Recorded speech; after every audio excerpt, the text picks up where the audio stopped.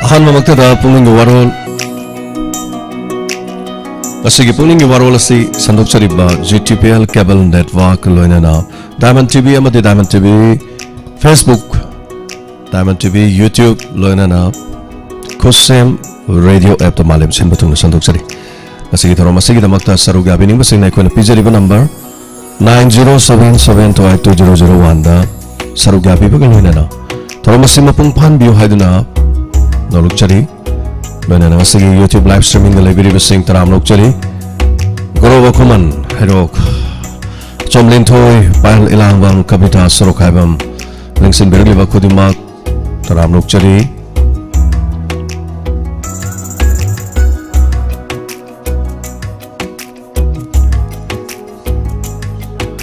Ngasigi season nazariba number si hangdok chadunu leijare number sida. Jangbirakna call to view, Hongdok view, Adomna, Adomgi Pukningi, Warol Toromasida.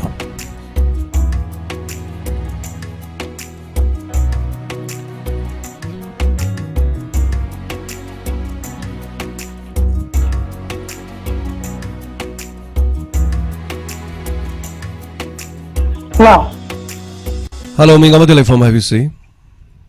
Sir, I go into Lucky. Tapiu kari happening kari wafam tambining. Sa yung iba ngaranga ngasiga wari yam nungai tagi pitagi ko kaunte. Hoy. Sa gi program je tum leton taga ye koi ai ngangai butik matang kan le po.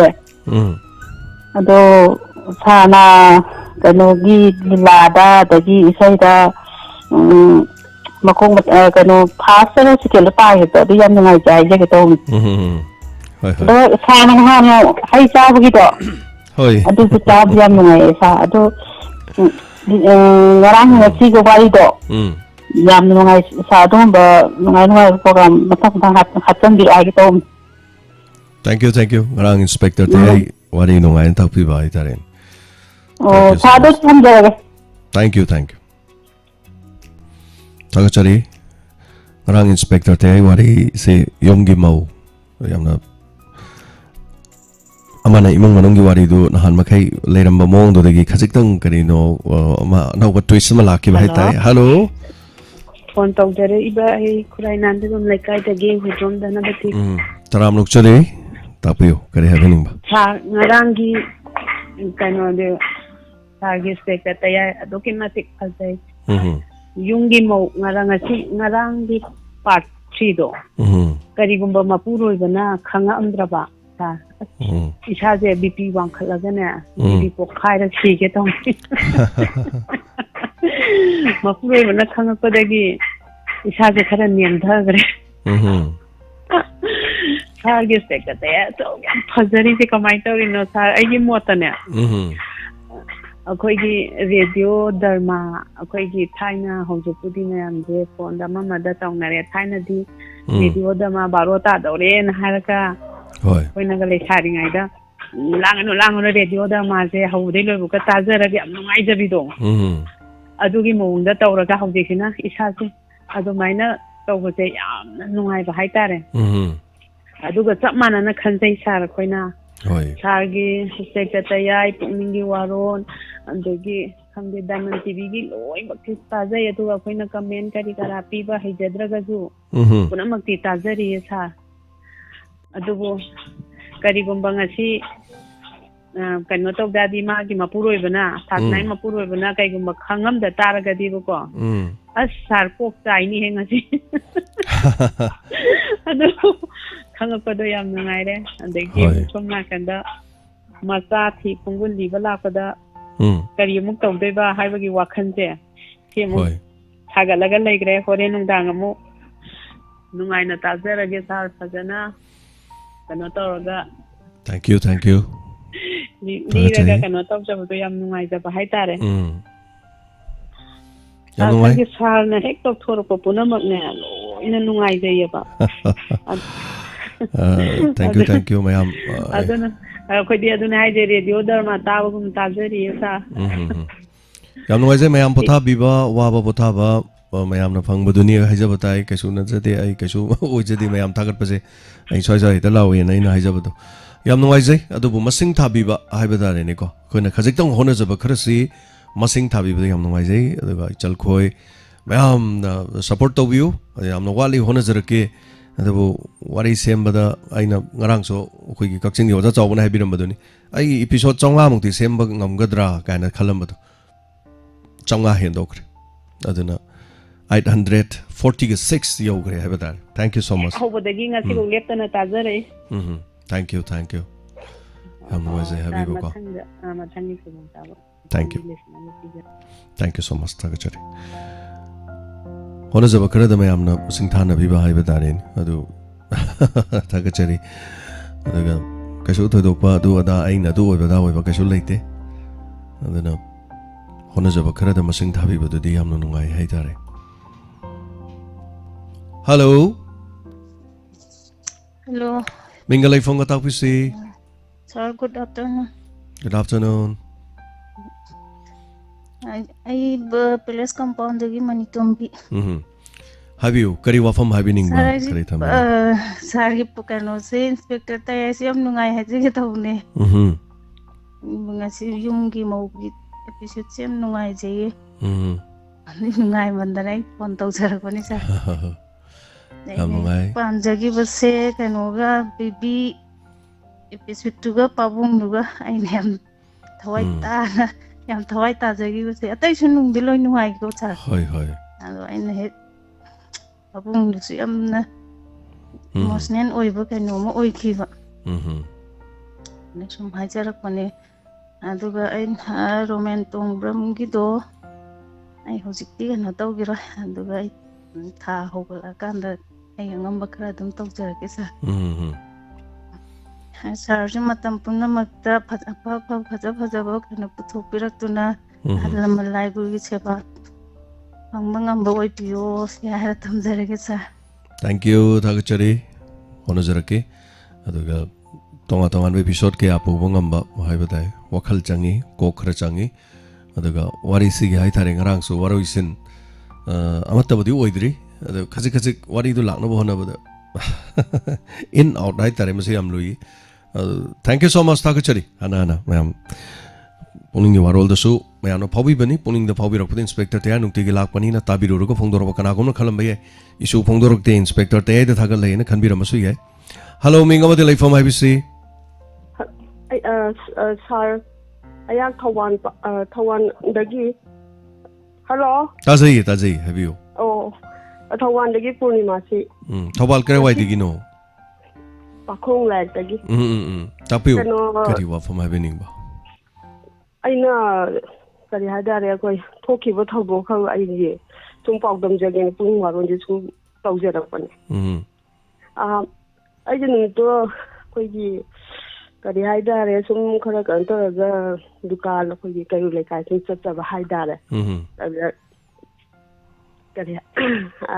I know pa got a good name to like again. Pamana going to cinema that as Yauri had near to the Yauri Narina Tabagi can over and it's my like opening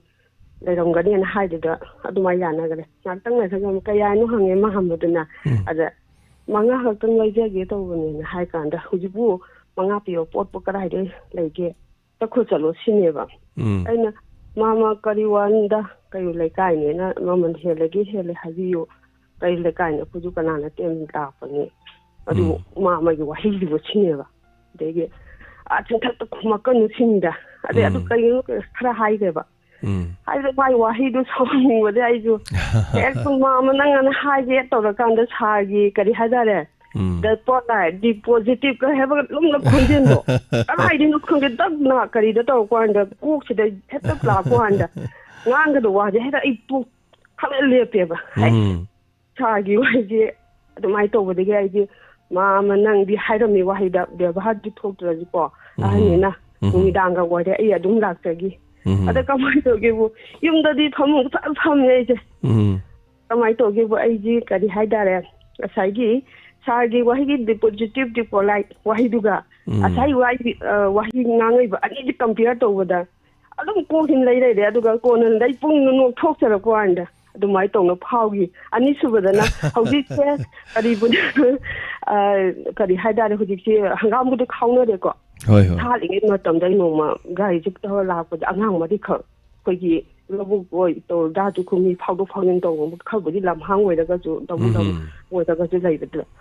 ꯑꯉꯥꯡ ꯃꯔꯤꯈꯛꯁꯤ ꯀꯝꯗꯧꯒꯦꯕꯨ ꯑꯩꯈꯣꯏꯒꯤ ꯑꯩꯅ ꯍꯥꯏꯐꯦꯠ ꯂꯥꯞꯇꯦꯀꯣ ꯈꯤꯇꯪ ꯄꯣꯠꯁꯛ ꯑꯃ ꯑꯩꯈꯣꯏꯒꯤ ꯇꯥꯒꯦꯕ ꯍꯥꯏꯁ ꯃꯣꯏꯁꯦ ꯀꯔꯤꯅꯣ ꯍꯥꯏꯔꯒ ꯄꯆꯪꯒ ꯌꯦꯡꯉꯀꯥꯟꯗ ꯑꯩꯈꯣꯏ ꯂꯤꯛꯂꯤꯁꯦ ꯂꯤꯛꯂꯤ ꯃꯉꯛꯀꯤꯗꯨꯅ ꯃꯈꯨꯠꯅ ꯄꯥꯏ ꯂꯩꯍꯧꯔꯦ ꯇꯪꯈꯥꯏꯅ ꯑꯩꯈꯣꯏꯒꯤ ꯂꯧꯕꯨꯛꯇꯣ ꯇꯥꯈ꯭ꯔꯦꯕ ꯑꯩꯅ ꯍꯩꯃꯥ ꯅꯣꯏꯗꯤ ꯀꯔꯤꯒꯤꯅꯣ ꯅꯣꯏꯗ ꯑꯉꯥꯡꯗ ꯅꯣꯏꯗꯤ ꯐꯣꯏꯗꯦ ꯑꯗꯨ ꯅꯣꯏꯅ ꯇꯥ ꯂꯤꯛꯂꯤꯗꯨꯅꯦ ꯅꯣꯏ ꯑꯗꯨ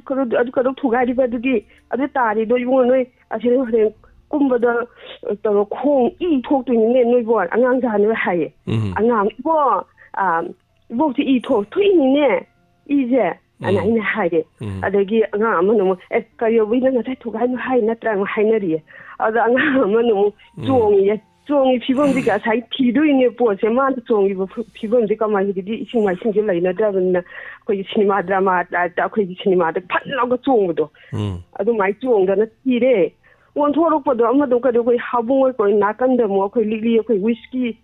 ꯂꯤꯛꯂꯤꯅ ꯑꯉꯧꯕꯒꯤꯗꯣ ꯑꯗꯨꯅ ꯄꯥꯏꯗꯦ ꯏꯕꯨꯡꯉꯣ ꯊꯝꯃꯨꯀꯣ ꯅꯣꯏ ꯄꯥꯏꯔꯤꯗꯣ ꯑꯗꯨ ꯊꯝꯒꯗꯕꯅꯤ ꯑꯗꯨꯗ ꯇꯧꯒꯅꯨꯀꯣ ꯐꯠꯇꯦꯀꯣ ꯅꯣꯏ ꯍꯧꯖꯤꯛ ꯊꯨꯒꯥꯏꯒꯤꯕꯗꯣ ꯊꯝꯃꯨ ꯈꯣꯠꯂꯨ ꯑꯁꯤꯅ ꯇꯧ ꯂꯩꯍꯧꯔꯦ ꯑꯩꯅ ꯍꯥꯏꯖꯅꯤꯡꯉꯤꯁꯤꯡꯗ ꯑꯩꯈꯣꯏꯒꯤ ꯊꯝꯕꯤꯔꯝꯃꯤꯕ ꯂꯩꯀꯥꯏ ꯑꯩꯈꯣꯏ ꯑꯍꯥꯡꯕꯅꯤ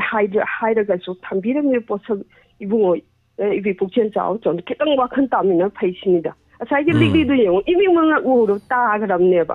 ꯑꯗꯣ ꯍꯪꯒꯥꯝ ꯈꯥꯎꯕꯗ ꯀꯔꯤ ꯑꯣꯏꯔꯣꯝꯗꯣ ꯈꯜꯂꯨꯕꯗ ꯑꯩꯁꯦ ꯂꯝꯕꯤꯗ ꯂꯥꯛꯅꯅꯦ ꯁꯨꯃꯥꯏꯅ ꯊꯣꯛꯈꯤꯌꯦ ꯁꯨꯝ ꯄꯥꯎꯗꯝꯖꯔꯛꯄꯅꯤꯗ ꯊꯥꯒꯠꯆꯔꯤ ꯑꯗꯣꯝꯅ ꯉꯁꯥꯏ ꯍꯥꯏꯕꯤꯕ ꯋꯥꯐꯝꯗ ꯌꯥꯝ ꯐꯖꯕ ꯋꯥꯐꯝ ꯑꯃ ꯍꯥꯏꯕꯤꯕ ꯋꯥꯐꯝꯗꯨ ꯇꯁꯦꯡꯅ ꯍꯥꯏꯔꯒꯗꯤ ꯌꯥꯝꯅ ꯅꯨꯡꯉꯥꯏꯕ ꯋꯥꯐꯝꯅꯤ ꯃꯤꯒ ꯃꯔꯩ ꯌꯦꯠꯅꯕꯗ ꯃꯤꯒ ꯍꯦꯛ ꯃꯔꯩ ꯌꯦꯠꯅꯕꯁꯦ ꯌꯥꯔꯤꯃꯈꯩꯅꯦ ꯑꯗꯨꯝ ꯌꯦꯠꯅꯕꯁꯤ ꯌꯦꯠꯄꯤꯗꯕ ꯉꯁꯥꯏ ꯑꯗꯣꯝꯅ ꯐꯠ ꯂꯥꯛꯄꯤ ꯍꯥꯏꯗꯣ ꯀꯩꯁꯨꯝ ꯀꯥꯏꯗꯦꯕ ꯑꯗꯨ ꯕꯦꯁ ꯋꯦꯅꯤ ꯍꯥꯏꯇꯥꯔꯦ ꯃꯇꯨꯡꯗꯁꯨ ꯉꯥꯏꯔꯦ ꯑꯩꯈꯣꯏ ꯐꯝꯃꯤꯟꯅꯕ ꯈꯣꯠꯅꯕꯗ ꯃꯤ ꯑꯃꯒ ꯇꯧꯔꯒ ꯑꯉꯝ ꯇꯥꯟꯅꯔꯦ ꯅꯠꯇꯦ ꯅꯪꯅ ꯑꯗꯨꯅꯤ ꯅꯠꯇꯦ ꯑꯗꯨ ꯅꯪꯅ ꯑꯗꯨ ꯍꯥꯏꯕ ꯑꯗꯥ ꯇꯧꯕꯅ ꯌꯦꯠꯅꯕꯁꯦ ꯑꯩꯅ ꯉꯝꯃꯦ ꯍꯥꯏ ꯀꯥꯟꯗ ꯃꯥꯅ ꯁꯨꯡꯌꯥ ꯌꯥꯔꯣꯏꯕ ꯑꯩꯅ ꯉꯝꯃꯒꯁꯨ ꯑꯩꯅ ꯊꯤꯅ ꯉꯥꯡꯉꯝꯃꯕꯅꯤ ꯑꯩꯅ ꯉꯝꯃꯦ ꯍꯥꯏꯕꯁꯦ ꯃꯥ ꯁꯨꯡꯌꯥ ꯌꯥꯔꯣꯏꯕ ꯑꯗꯨ ꯁꯔꯨꯛꯄꯨꯗꯤ ꯃꯥꯅ ꯑꯗꯨꯝ ꯉꯝꯍꯜꯂꯣ ꯆꯠꯂꯣ ꯍꯩ 5 ꯄꯤꯕ ꯄꯣꯠꯅ ꯁꯨꯃꯥꯏꯅ ꯇꯧꯔꯦ ꯑꯗꯨ ꯇꯧꯔꯦ ꯅꯪ ꯍꯧꯖꯤꯛꯄꯨ ꯀꯔꯥꯏ ꯂꯩꯒꯦ ꯇꯥꯗꯥ ꯃꯥꯃꯥ ꯑꯩ ꯁꯨꯃꯥꯏꯅ ꯇꯧꯅꯦ ꯆꯤꯟꯊꯛꯇ ꯈꯨꯝꯃꯤ ꯑꯗꯨ ꯑꯣ ꯁꯣꯔꯤ ꯃꯥꯃꯥ ꯑꯩ ꯁꯣꯏꯈ꯭ꯔ ꯃꯥꯜꯂꯦ ꯑꯩꯅ ꯁꯣꯏ ꯍꯪꯉꯨꯕ ꯃꯥꯃꯥ ꯍꯥꯏꯔ ꯇꯨꯃꯤꯟꯅ ꯑꯗꯨꯝ ꯂꯥꯛꯄꯤꯌꯨ ꯀꯩꯝ ꯈꯟꯕꯤꯔꯨꯅꯨ ꯊꯤꯅ ꯈꯟꯕꯗꯣ ꯃꯥꯅ ꯉꯥꯡꯖꯁꯅꯨ ꯑꯗꯨꯝ ꯂꯥꯛꯑ ꯑꯗꯨꯝ ꯂꯧꯊꯣꯛꯄꯤꯌꯨ ꯍꯌꯦꯡ ꯃꯊꯪ ꯂꯝꯕꯤꯗ ꯊꯦꯡꯅꯕꯗꯅꯦ ꯃꯥ ꯑꯗꯨꯝ ꯀꯧꯔꯛꯀꯅꯦꯕ ꯃꯥ ꯀꯧꯔꯀꯥꯟꯗ ꯑꯁ ꯑꯩ ꯉꯁꯥꯏ ꯍꯥꯏꯔꯨꯏꯗꯤ ꯅꯨꯡꯉꯥꯏꯇꯦ ꯏꯕꯦꯝ ꯃꯥ ꯅꯪ ꯑꯗꯨ ꯉꯔꯥꯡꯗ ꯑꯩ ꯋꯥ ꯁꯨꯃꯥꯏꯅ ꯍꯦꯟꯈ꯭ꯔ ꯃꯥꯜꯂꯦ ꯃꯥ ꯃꯁꯥꯅ ꯑꯗꯨꯝ ꯔꯤꯌꯦꯂꯥꯏꯁ ꯇꯧꯔꯛꯀꯅꯤ ꯇꯧꯔꯛꯇ꯭ꯔꯦꯗꯅ ꯀꯩꯝ ꯀꯥꯏꯗꯦ ꯑꯗꯨꯅ ꯃꯔꯩ ꯌꯦꯠꯅꯕꯩ ꯖꯥꯠꯁꯦ ꯃꯤꯅ ꯉꯝꯍꯟꯕ ꯑꯗꯨꯝ ꯉꯥꯡꯖꯅꯨ ꯃꯊꯛ ꯊꯪꯒꯦ ꯊꯪꯁꯅꯨ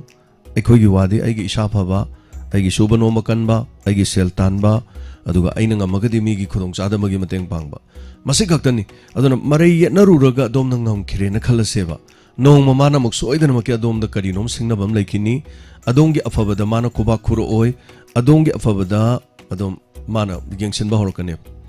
ꯑꯗꯨꯅ ꯇꯤꯟꯅꯕ ꯃꯔꯨꯞ ꯃꯄꯥꯡꯁꯨ ꯉꯥꯏ ꯄꯨꯟꯅ ꯂꯩꯃꯤꯟꯅꯔꯀꯥꯟꯗ ꯑꯃꯅ ꯃꯥꯏ ꯄꯥꯛꯂꯛꯑꯗꯤ ꯑꯃꯅ ꯌꯦꯡꯁꯤꯟꯕ ꯍꯥꯏꯁꯦ ꯃꯍꯧꯁꯥꯅꯤ ꯏꯃꯨꯡ ꯃꯅꯨꯡꯗꯁꯨ ꯉꯥꯏ ꯃꯆꯤꯟ ꯃꯅꯥꯎꯁꯤꯡ ꯃꯥꯏ ꯄꯥꯛꯂꯛꯄꯗ ꯈꯨꯕꯥꯛ ꯈꯨꯕ ꯍꯩꯇꯕ ꯂꯩ ꯀꯩꯔꯣꯜ ꯂꯩꯀꯥꯏꯗꯁꯨ ꯃꯆꯤꯟ ꯇꯨꯝꯈꯠꯂꯛꯄꯗ ꯈꯨꯕꯥꯛ ꯈꯨꯕ ꯍꯩꯇꯕ ꯇꯥꯏꯕꯪꯄꯥꯟꯁꯤ ꯂꯩ ꯑꯗꯨꯅ ꯃꯤꯑꯣꯏꯕꯒꯤ ꯄꯨꯟꯁꯤ ꯈꯣꯡꯆꯠꯇꯤ ꯌꯥꯝ ꯌꯥꯝꯃꯤ ꯍꯥꯏꯕ ꯇꯥꯏ ꯑꯗꯣꯝꯅ ꯉꯁꯥꯏ ꯑꯩꯅ ꯕꯤ ꯄꯣꯂꯥꯏꯠ ꯕꯤ ꯄꯣꯖꯤꯇꯤꯚꯅ ꯍꯥꯏꯕꯗꯣ ꯅꯤꯡꯁꯤꯡꯉꯦꯅ ꯍꯥꯏꯕꯗꯣ ꯌꯥꯝ ꯅꯨꯡꯉꯥꯏꯖꯩ ꯑꯗꯨꯅ ꯑꯗꯣꯝ ꯂꯥꯛꯑ ꯅꯣꯛꯄꯤꯔꯤꯗꯨꯅꯤ ꯁꯣꯏꯗꯅꯃꯛꯀꯤ ꯑꯗꯣꯝꯅ ꯍꯥꯏꯔꯝꯕꯅꯤꯅ ꯍꯌꯦꯡ ꯃꯥꯝꯕꯗꯨꯅ ꯏꯕꯦꯝꯃ ꯅꯪ ꯅꯍꯥꯟ ꯒꯨꯗ ꯅꯥꯏꯠꯇꯨ ꯌꯥꯎꯔꯦ ꯍꯥꯏꯔꯛꯀꯅꯤ ꯁꯣꯏꯗꯅ ꯑꯗꯨ ꯁꯔꯨꯛꯄꯨꯗꯤꯀꯣ ꯑꯗꯣꯝꯅ ꯂꯩꯊꯣꯛꯄꯤꯔꯒ ꯂꯥꯛꯏꯗꯣ ꯗ ꯕꯦꯁ ꯋꯦ ꯍꯥꯏꯇꯥꯔꯦ ꯁꯣ ꯃꯔꯩ ꯌꯦꯠꯅꯕ ꯃꯇꯝꯗ ꯑꯩꯅ ꯉꯝꯒꯗꯕꯅꯦꯕ ꯂꯩꯇꯦ ꯌꯦꯠꯅꯕꯤꯔꯨꯅꯨ ꯌꯦꯠꯅꯕꯗ ꯃꯤꯅ ꯉꯝꯍꯟꯕꯤꯌꯨ ꯑꯗꯨꯝ ꯀꯩꯁꯨꯝ ꯀꯥꯏꯕ ꯂꯩꯇꯦꯕ ꯑꯗꯨꯅ ꯃꯥꯅ ꯒꯣꯜ ꯐꯪꯒꯗ꯭ꯔꯕ ꯃꯥꯅ ꯉꯝꯈ꯭ꯔꯦ ꯀꯥꯏꯅ ꯑꯩ ꯉꯛꯇꯠꯂ ꯁꯤꯒꯗꯣꯔꯤꯕ꯭ꯔꯕ ꯁꯨꯡꯁꯤ ꯁꯤꯔꯣꯏ ꯑꯩꯉꯣꯟꯗ ꯀꯔꯤꯝ ꯀꯥꯏꯔꯣꯏ ꯁꯝꯅꯥ ꯃꯐꯧꯒꯤ ꯃꯇꯨ ꯑꯩꯉꯣꯟꯗ ꯇꯦꯛꯑꯣꯏ ꯃꯤꯅ ꯊꯤꯅ ꯉꯥꯡꯉꯛꯄꯗꯁꯨ ꯑꯩꯉꯣꯟꯗ ꯁꯝꯅꯥꯒꯤ ꯃꯇꯨ ꯇꯦꯛꯑꯣꯏ ꯍꯣꯏ ꯅꯨꯡꯉꯥꯏꯇꯕꯗꯤ ꯐꯥꯎꯔꯛꯄ ꯇꯨꯃꯤꯟꯅ ꯑꯗꯨꯝ ꯂꯧꯊꯣꯛꯑ ꯑꯗꯨꯝ ꯂꯥꯛꯄꯤꯌꯨ ꯃꯗ ꯅꯣꯡꯃꯗ ꯃꯥꯅ ꯑꯗꯨꯝ ꯂꯝꯕꯤꯗ ꯑꯗꯨꯝ ꯀꯧꯔꯛꯀꯅꯤ ꯑꯗꯨꯒ ꯃꯥꯒ ꯈꯠꯅꯕꯗꯨ ꯅꯠꯇꯦꯕ ꯑꯗꯣꯝꯒꯤ ꯄꯨꯟꯁꯤꯗꯤ ꯌꯥꯝ ꯁꯥꯡꯉꯤ ꯑꯗꯣꯝꯒꯤ ꯄꯨꯟꯁꯤꯗꯤ ꯆꯠꯀꯗꯧꯔꯤꯁꯦ ꯃꯃꯥꯡꯗꯅꯦꯕ ꯃꯥꯒ ꯈꯠꯅꯕ ꯅꯠꯇꯦ ꯍꯥꯏꯇꯥꯔꯦ ꯑꯗꯨꯅ ꯃꯥꯏ ꯄꯥꯛꯅꯕ ꯍꯛꯆꯥꯡ ꯐꯅꯅꯕ ꯁꯦꯜ ꯇꯥꯟꯅꯅꯕ ꯏꯁꯥꯒꯤ ꯁꯨꯕ ꯅꯣꯝꯕ ꯋꯥꯠꯇꯅꯕ ꯍꯣꯠꯅꯕꯗꯨꯅ ꯗ ꯕꯦꯁ ꯋꯦ ꯁꯣ ꯊꯦꯡꯛ ꯌꯨ ꯁꯣ ꯃꯆ ꯊꯥꯒꯠꯆꯔꯤ ꯑꯗꯣ ꯍꯥꯏꯕꯤꯔꯛꯄꯗꯣ ꯑꯗꯣ ꯍꯣꯏ ꯍꯥꯏꯕꯩ ꯋꯥꯅꯤ ꯑꯩꯈꯣꯏꯗꯁꯨ ꯌꯦꯜꯂꯛꯑꯗꯤ ꯇꯧꯋꯦꯕ ꯈꯨꯝꯅꯤꯡꯉꯦꯕ ꯑꯩꯈꯣꯏꯁꯨ ꯑꯗꯨ ꯈꯨꯝꯗꯦꯕ ꯌꯥꯔꯤꯈꯩꯗꯤ ꯑꯗꯨꯝ ꯂꯩꯊꯣꯛꯑꯒ ꯂꯥꯛꯄꯀꯣ ꯌꯥꯝ ꯍꯦꯟꯖꯜꯂꯒ ꯑꯗꯨꯝ ꯀꯔꯤꯅೋ ꯅꯪ ꯍꯥꯏꯗꯨꯕꯣꯅ ꯍꯥꯏꯔꯒ ꯍꯥꯏꯔꯝꯃꯅꯨ ꯐꯔꯦ ꯅꯪ ꯁꯥꯎꯔ ꯃꯥꯜꯂꯦꯀꯣ ꯑꯩ ꯆꯠꯂꯒꯦ ꯍꯥꯏꯔꯒ ꯑꯗꯨꯝ ꯂꯥꯛꯄꯤꯌꯣ ꯑꯗꯨꯗꯤ ꯃꯈꯥ ꯇꯥꯅꯁꯨ ꯈꯟꯅꯔꯔꯣꯏ ꯂꯥꯏꯁꯦꯟꯁ ꯒꯟ ꯌꯥꯎꯔꯝꯃꯁꯨ ꯅꯣꯡꯃꯩ ꯁꯠꯇꯣꯔꯛꯑꯔꯣꯏ ꯑꯗꯒꯤꯗꯤ ꯊꯥꯡꯅꯁꯨ ꯊꯤꯜꯂꯛꯑꯔꯣꯏ ꯉꯁꯤ ꯇꯧꯅꯔꯤꯁꯤ ꯀꯔꯤꯅꯣ matai manau khana zo ngare mapuru biduna taptai yu thale adaidi mai nu pi duna sauning dana wa khra ngange amada ju thakchal lamni I karam ni mai nu pi ngang wa kaino nang haido na phubira ne phubudi makhud han badi nu pa na phubira ni chum chum na nu pi duna la la ne kota sa da di thang tin jala thangon mang le li du ne ngarang nan ngarang mathang nan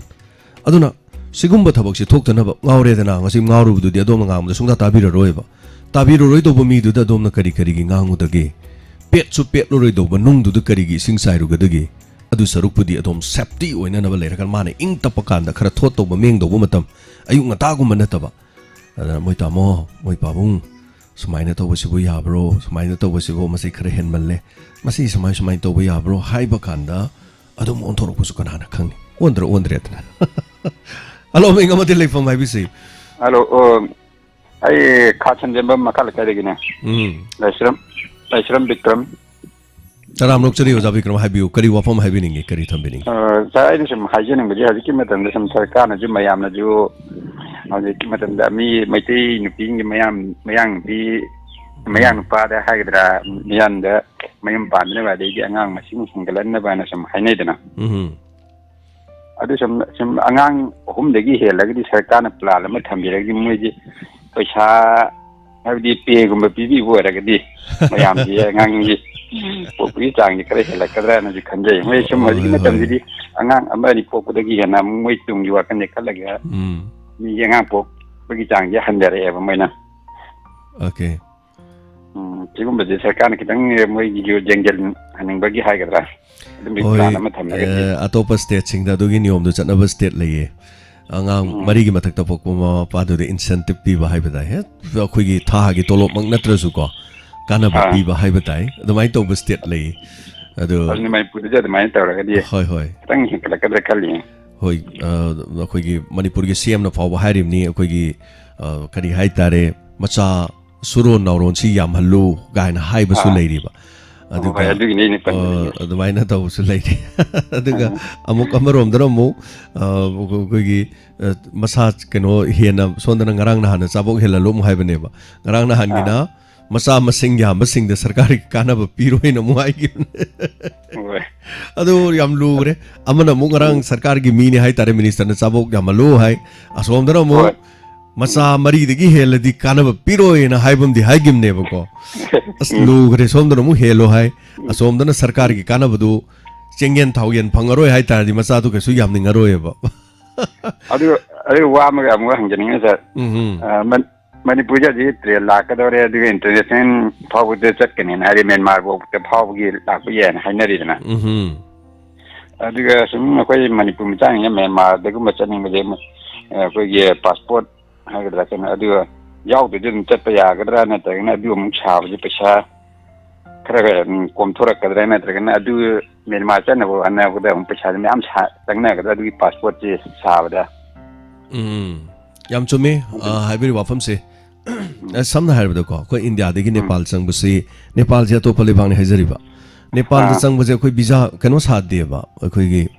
foreign passport sa deba adu yana bagi makha poleba koi su Myanmar changbusi passport makti sa deba taseng badi America da chatpaga Myanmar da chatpaga do ani du gi rule du chap manayeba adu bu kariguma yana ba khara degi pung khara da haitare ngasigi changak pasi pung ayuk ki pung 10 da changakpa horen pung 3 phau da thokpa moiga khoi ge pung amagi chang khenei ko aduga pung se moina mangalli khoi se pung se yam di soirabne khoi se Delhi rong gi pung ni haitai Bangladesh ka khoi ga pung se yeng na ruba da khoi pung se yam thenge ba aseng ba natie ba khoi se da hujik samna har ba da pung amaga makhai he aseng ba pung natie ba khoi gi di mase khoi ga aseng ba oibam thokpa pung da di si se dum pung ani makhai khare hela dong ne ba hujik se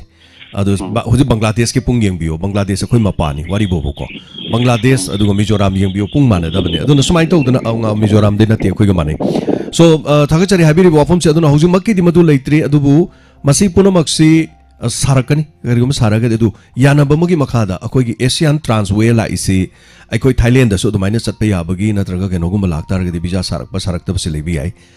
Delhi de leba mim na hairi ne ado as kainu noi di Thailand no dai di inak nei gari masam tor chitli tho ya dra gaino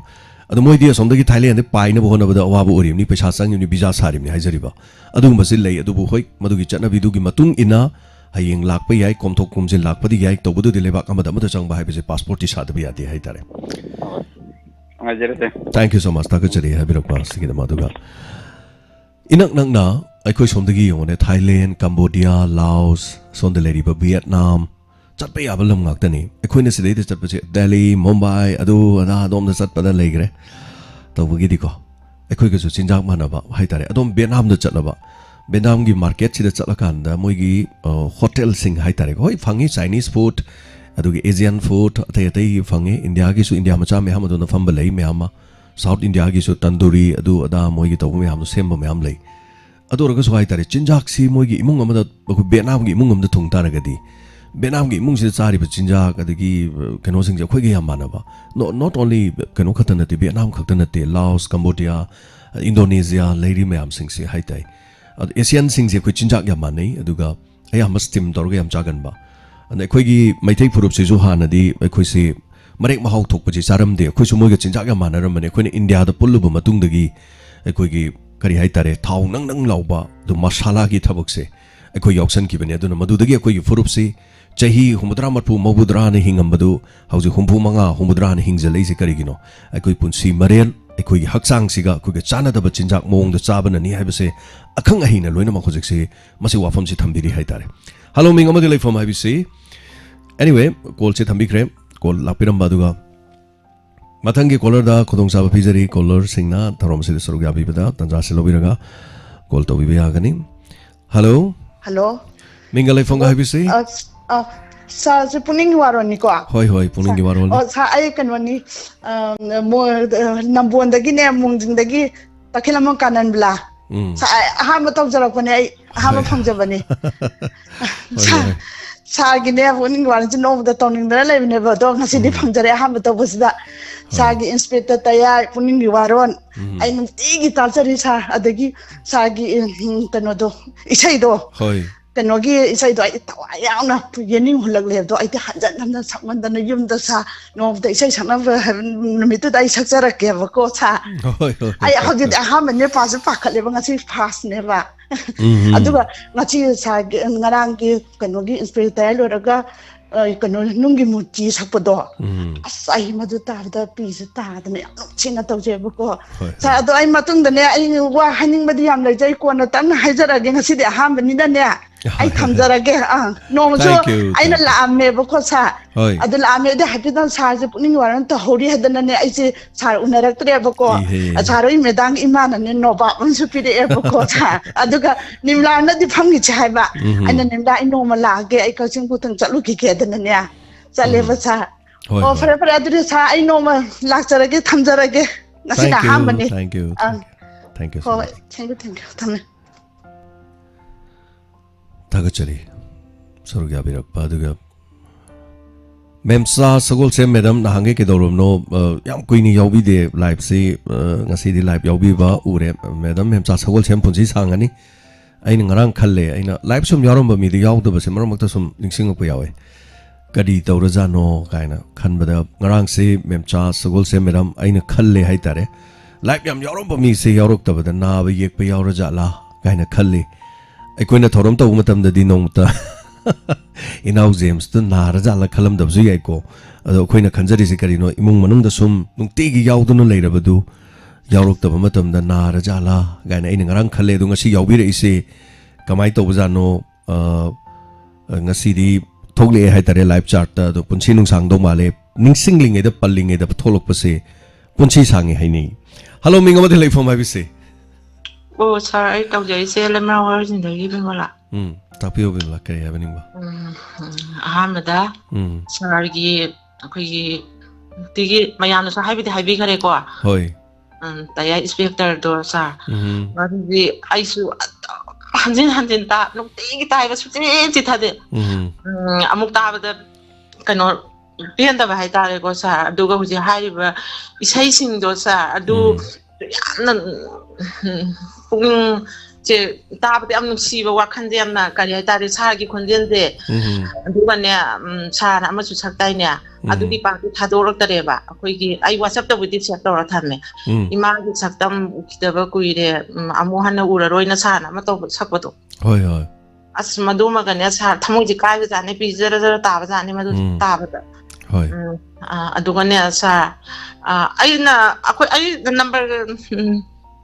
ꯀꯔꯝꯕꯅꯣꯗꯤ ꯁꯥꯔ ꯍꯣꯏꯒꯤ ꯋꯥꯆꯞꯇ ꯀꯩꯅꯣ video call ꯇꯧꯕ ꯀꯩꯅꯣꯗꯣ ꯑꯗꯨꯗ ꯁꯥꯔ ꯌꯧꯕꯤꯔꯛꯇꯕ꯭ꯔꯥ ꯑꯩ ꯐꯣꯟꯁꯦ ꯄꯥꯏꯕꯁꯨ ꯀꯌꯥ ꯍꯩꯇꯦꯕꯀꯣ ꯑꯗꯣ ꯊꯥꯒꯨꯝꯗꯤ ꯇꯧꯈꯤꯕꯅꯦꯕ ꯑꯩꯈꯣꯏ ꯀꯩꯅꯣ ꯚꯤꯗꯤꯑꯣ ꯀꯣꯜ ꯑꯃ ꯑꯩꯈꯣꯏꯅꯅꯦ ꯅꯨꯄꯤ ꯇꯤꯝ ꯑꯃ ꯏꯁꯤꯡ ꯃꯣꯠꯄꯒꯤ ꯆꯠꯄꯒꯤ ꯋꯥꯇꯔꯐꯣꯜꯒꯤ ꯃꯇꯥꯡꯗ ꯁꯥꯔ ꯑꯩꯉꯣꯟꯗꯗꯤ ꯂꯥꯛꯇꯦ ꯀꯔꯝ ꯀꯥꯟꯗ ꯊꯥꯕꯤꯈꯤꯕꯅꯣ ꯉꯁꯤꯒꯤ ꯉꯔꯥꯡ ꯑꯣꯏ ꯃꯥꯜꯂꯦ ꯉꯔꯥꯡꯗꯤ ꯂꯥꯛꯇꯦ ꯁꯥꯔꯒꯤ ꯅꯝꯕꯔꯁꯤꯗꯗꯤ ꯅꯠꯇꯕ ꯑꯃ 08 ꯀꯩꯅꯣ ꯂꯣꯏꯕꯗꯣ 08ꯗꯁꯨ ꯂꯥꯛꯇꯦ ꯚꯤꯗꯤꯑꯣꯗꯤ ꯉꯁꯤ ꯊꯥꯈꯤꯕ ꯉꯔꯥꯡ ꯊꯥꯈꯤꯕ ꯉꯔꯥꯡ ꯑꯩꯁꯦ ꯐꯣꯟꯁꯦ ꯌꯥꯝ ꯄꯥꯏꯕꯁꯨ ꯍꯩꯇ꯭ꯔꯤꯕꯅꯦꯕ ꯑꯗꯨꯗꯤ ꯑꯗꯣꯝꯅ ꯊꯥꯕꯗ ꯑꯩꯈꯣꯏꯗꯤ ꯌꯧꯗꯕꯒꯨꯝꯕ ꯑꯗꯨꯃꯥꯏꯅ ꯇꯧꯕ ꯃꯥꯜꯂꯦ ꯑꯗꯨꯗꯤ ꯑꯩ ꯍꯧꯖꯤꯛ ꯆꯦꯛ ꯇꯧꯖꯔꯛꯀꯦ ꯁꯥꯔ ꯑꯗꯨꯒ ꯁꯨꯃꯥꯏꯅ ꯇꯧꯋꯦꯕꯀꯣ ꯑꯩꯈꯣꯏꯒꯤ ꯋꯥꯇꯔꯐꯣꯜ ꯍꯥꯏꯔꯤꯕ ꯖꯒꯥꯁꯦ ꯑꯩꯈꯣꯏꯒꯤ ꯑꯗꯨꯗꯒꯤ ꯇꯥꯔꯛꯏꯕ ꯇꯨꯔꯦꯜ ꯃꯌꯥꯝꯁꯤꯅ ꯑꯩꯈꯣꯏꯒꯤ ꯈꯨꯟꯖꯥ ꯀꯌꯥꯅꯣ ꯆꯥꯔꯤꯅꯦꯕ ꯃꯐꯝ ꯖꯒꯥꯁꯦ ꯁꯤꯗ ꯍꯦꯛꯇ ꯑꯩꯈꯣꯏꯒꯤ ꯃꯣꯠꯁꯤꯟꯕ ꯑꯃꯣꯠꯄ ꯃꯌꯥꯝ ꯁꯥꯔ ꯑꯗꯨꯏꯗꯣ ꯑꯩ ꯑꯉꯥꯡ ꯑꯍꯩꯕ ꯑꯝꯗ ꯊꯥꯍꯟꯖꯔꯛꯀꯦꯕ ꯑꯩꯈꯣꯏꯒꯤ ꯆꯦꯛꯈꯥꯎ ꯄ꯭ꯂꯥꯁꯇꯤꯛ ꯃꯄꯥꯟꯗ ꯌꯥꯝ paisilꯂꯒ ꯑꯃꯣꯠꯄ ꯃꯌꯥꯝꯗꯨꯅ ꯂꯣꯏ ꯆꯨꯝꯊꯔꯒ ꯂꯣꯏꯅ ꯑꯩꯈꯣꯏ ꯃꯤꯑꯣꯏꯕꯁꯦ ꯍꯥꯏꯗꯤ ꯁꯥꯔꯅ ꯍꯧꯖꯤꯛꯇꯁꯨ ꯍꯥꯏꯕꯤꯕꯗꯣ ꯑꯩꯈꯣꯏꯒꯤ ꯄꯨꯟꯁꯤ ꯇꯦꯟꯕꯁꯦ ꯍꯥꯏꯗꯤ ꯆꯤꯟꯖꯥꯛꯇ ꯏꯁꯤꯡꯗ ꯂꯣꯏ ꯂꯩꯗꯅ ꯑꯩꯈꯣꯏ ꯃꯤꯑꯣꯏꯕꯁꯦꯀꯣ ꯁꯥꯔ ꯑꯗꯨꯒꯤ ꯑꯩꯈꯣꯏꯁꯦ ꯑꯃ ꯆꯠꯆꯩꯌꯦꯕ ꯑꯗꯨꯒ ꯐꯦꯁꯕꯨꯛꯇꯁꯨ ꯊꯥꯒꯠꯄꯅꯦꯕ ꯍꯧꯖꯤꯛꯀꯤꯗꯣ ꯑꯩꯈꯣꯏ ꯏꯃꯥꯟꯅꯕꯤꯅ ꯋꯥ ꯉꯥꯡꯕꯗ ꯑꯗꯨꯒ ꯃꯣꯏꯅ ꯀꯃꯦꯟꯁꯦ ꯄꯤꯔꯛꯄ ꯃꯇꯝꯗ ꯁꯨꯃꯥꯏꯅ ꯍꯥꯏꯕꯤꯔꯛꯄ ꯍꯥꯏꯇꯥꯔꯦ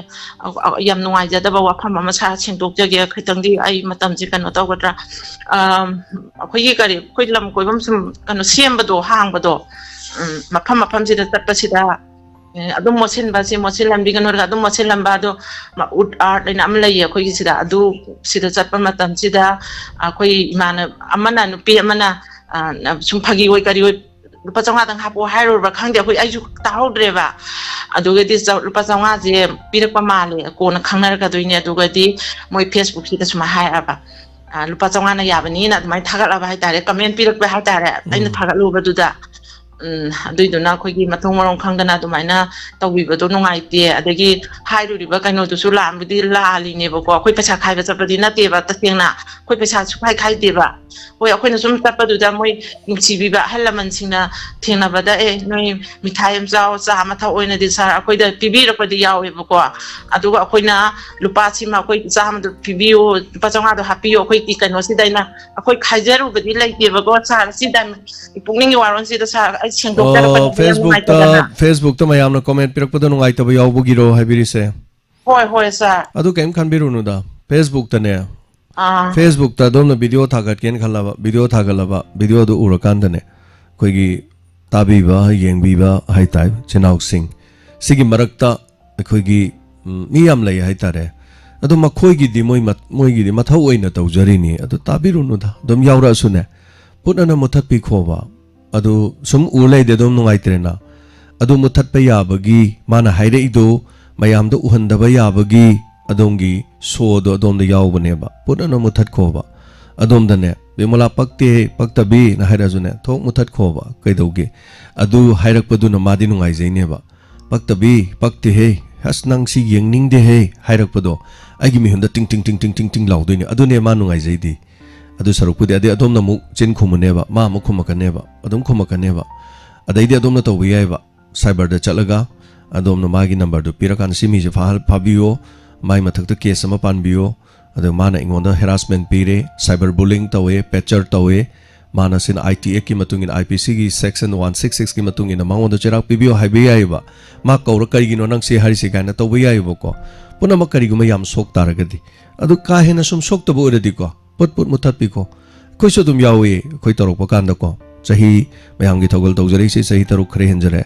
ꯁꯤ ꯃꯅꯨꯡꯗꯀꯣ ꯍꯧꯔꯛꯄ ꯀꯥꯟꯗꯤ ꯑꯁ ꯄꯛꯇꯦ ꯌꯦꯡꯅꯤꯡꯗꯕ ꯅꯪ ꯊꯣꯛꯂꯛꯑꯦ ꯑꯗꯨ ꯇꯧꯔꯦ ꯄꯛꯇꯦ ꯑꯗꯨ ꯇꯧꯗꯦ ꯌꯥꯝ ꯉꯥꯡꯕꯤꯔꯝꯈ꯭ꯔꯖꯥꯠꯅꯤ ꯊꯤꯟ ꯉꯥꯡꯉꯦꯕꯀꯣ ꯑꯗꯣ ꯑꯩꯈꯣꯏ ꯁ꯭ꯀꯤꯞ ꯇꯧꯏ ꯍꯥꯏꯇꯥꯔꯦ ꯑꯗꯣ ꯉꯥꯡꯕꯤꯕꯁꯤꯡꯗꯣ ꯑꯩꯈꯣꯏ ꯀꯅꯥꯅꯣ ꯀꯔꯤꯅꯣꯕꯨ ꯈꯪꯗꯦ ꯑꯗꯨꯒ ꯑꯩꯈꯣই ꯅꯣꯛꯆꯔꯤꯅꯤ ꯑꯃꯕꯨ ꯑꯣꯏꯔꯦ ꯑꯗꯣꯝꯅ ꯀꯔꯤꯒꯨꯝꯕ ꯈꯔ ꯇꯧꯕꯤꯔꯨꯕꯗꯣ ꯃꯣꯏꯅ ꯇꯧ ꯉꯝꯃꯣꯏꯕ ꯃꯣꯏꯅ ꯇꯧꯕ ꯁꯨꯡꯉꯝ ꯉꯝꯃꯣꯏ ꯐꯠꯇꯕ ꯄ꯭ꯂꯥꯁꯇꯤꯛ ꯅꯨꯡꯁꯇꯤꯛ ꯃꯣꯠꯄ ꯈꯣꯠꯄ ꯀꯩꯀꯩ ꯇꯧꯔꯨ ꯃꯌꯥꯝ ꯄꯤꯕꯤꯔꯛꯄꯗꯣ ꯈꯔ ꯄꯤꯔꯛꯄꯅꯤ ꯀꯩꯅꯣ ꯈꯥꯏꯔꯨꯕꯁꯨ ꯅꯠꯇꯦ ꯑꯗꯣꯝꯅ ꯍꯦꯟꯅ ꯈꯪꯉꯤ ꯅꯣꯛꯊꯣꯛꯄꯤꯌꯣ ꯑꯗꯨꯒ ꯑꯦꯀꯥꯎꯟꯗꯨꯗꯒꯤ ꯃꯥꯒꯤ ꯃꯦꯁꯦꯖꯇꯨ ꯀꯛꯊꯠꯄꯤꯈꯣ Iban yaradi mi do sudum block tok san biko matung manau adom da thina ngang pa mi haise mathang adom na tawba thabuk ta sudum masing tharo eba adon mathang ju udana boko block adom to biko natre dana adom ma thing hange dana ko thank you am nungai jere yai phabo ibiu nungai yai phana pan biu thank you nadum habiko loire masu magi punsiduna adunguma phaba thabak ama tawba ngambo isnobo Kaishu kandi ba si dong ngakta ni may do loy law dong ngakta ni phum dong ni lebak ta ngakta si ro loy dong ngakta ni kaim to khanjan biru na to gi thamoi nungai ta na dom to biru do karim to biru no hore na happy tang nok thok piro aduga thank you har put mu that ko lore stihan ba kaim leit ke do dur gi mana kala ine kala tan tau jaine adana kaim ha biru no pakta dana ko thoi na mi gi no ma gi thola ga ne mi na thakale ba video se wangang do gi lai ram ne Ada Facebook to nam to ba gyan man ta de YouTube to no se gyan me nam ta de se tauri se lebak se kari no gyan nam ta de mi na ta ba ya ba wa ne su khang de ma ta ne su khang de mayam ubirong ni social media de tauri sing su kari hai no comment to mi na thina ngang e he pa thoro kani adagi thina ngang bi ri sing to pur mu thapi khar lo re dai da khoi ko gyam na saro be ma thok sung ta de ai mot ni ado khang mu khang de khoi di ta bu ta de wari bo ko ado ma na si hai ma na si taw ye no ko law law du du phajari bran phajade ba Yo da phajada ba yam lebo akoi sak phajaba saba thiba saba du to da to ban loi chat pe wan ni machin thiri ngak ta ne loi ba oi da loi ngang ngak ta ne loi ba adom sungai ama sungai adom phatta ba pura jali ni yaudra ne adom gi sa da toilet chang na ba yaudro sing amang wa chat na ba yauri ni loi ba yauri ni everything akoi ji phatta ba pura jali ni phajaba khara du khak ulaga ne ba koi na chat chari se adoi tar di tai bu mioi ba se apha ba ju phatta ba ju koi du loi yawe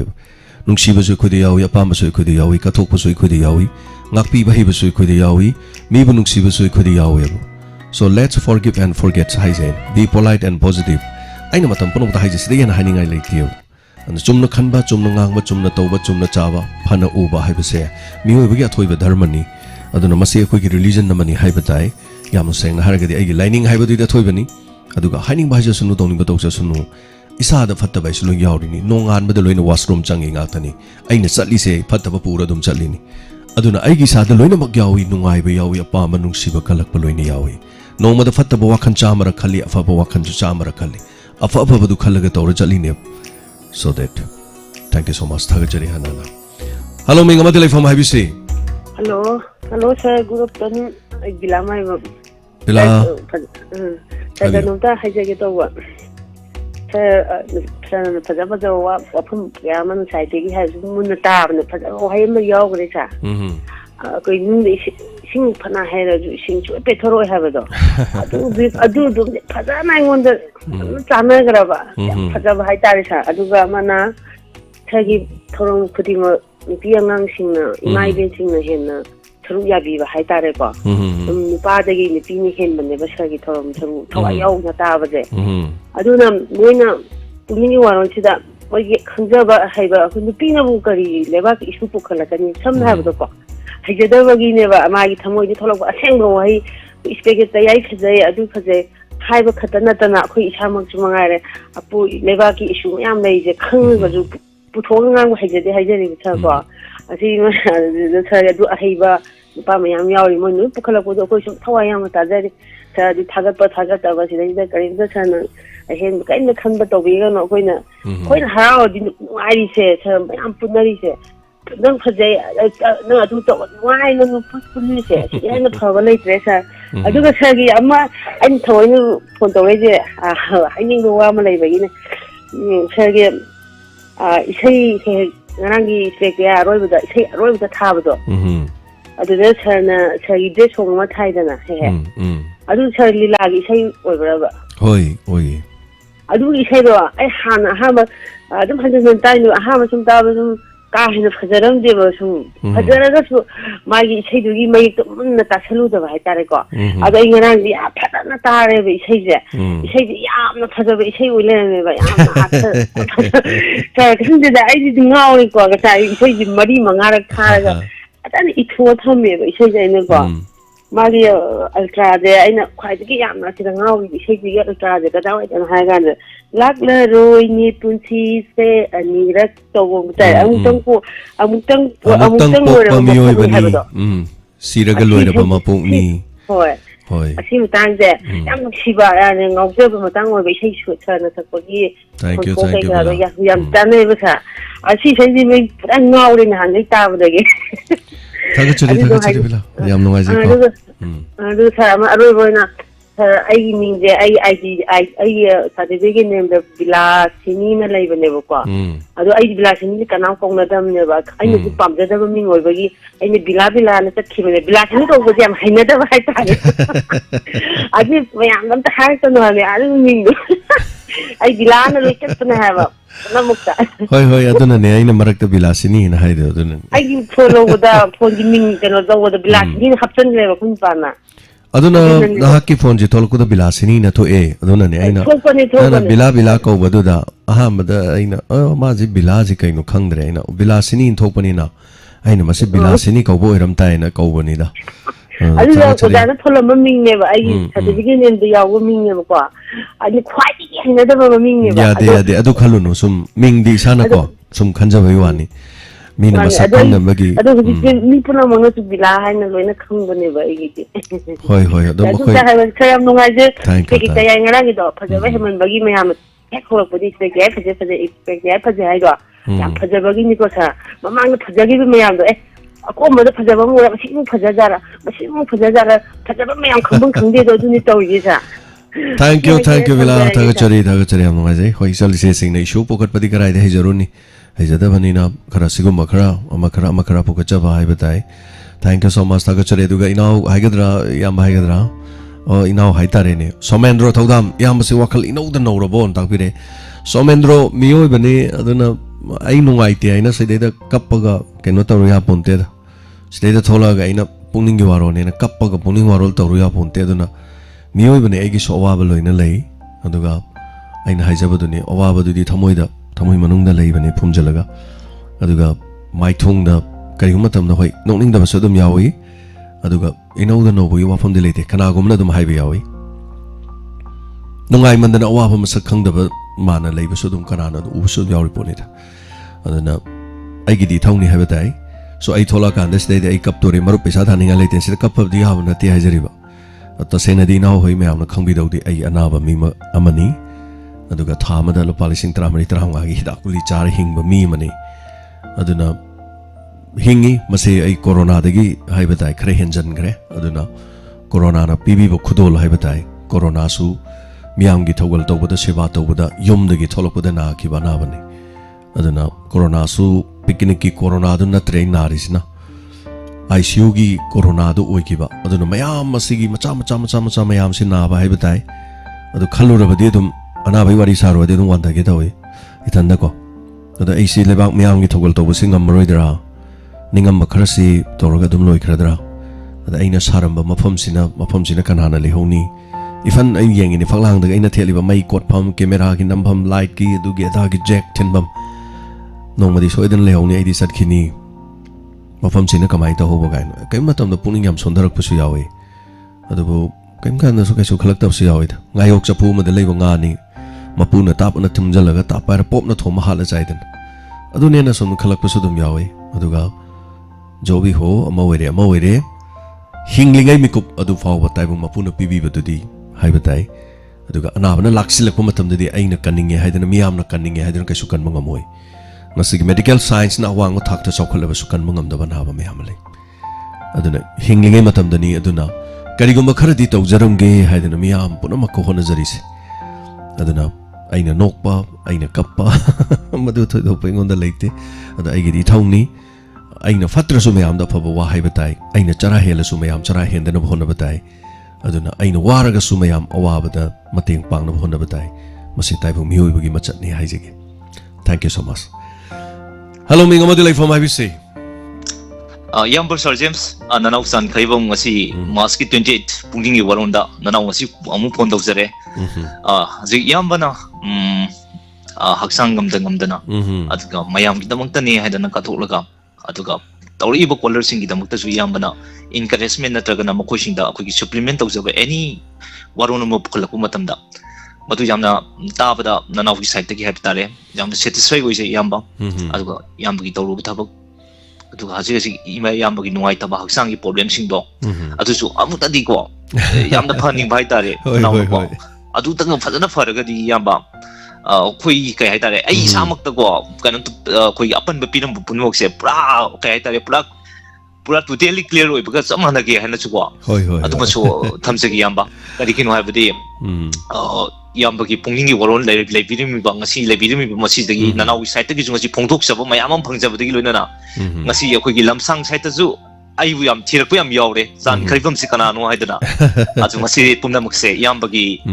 pungning gi waron yambana tawriba program se masi dagi oirakpani adu tasingbagi di yambagi credit ni habi su nanaw na ahamok ta thamsigi yamba thank you aduka yamba ngasi je kamaina tawge habada hospital gum chappada akhoi gi even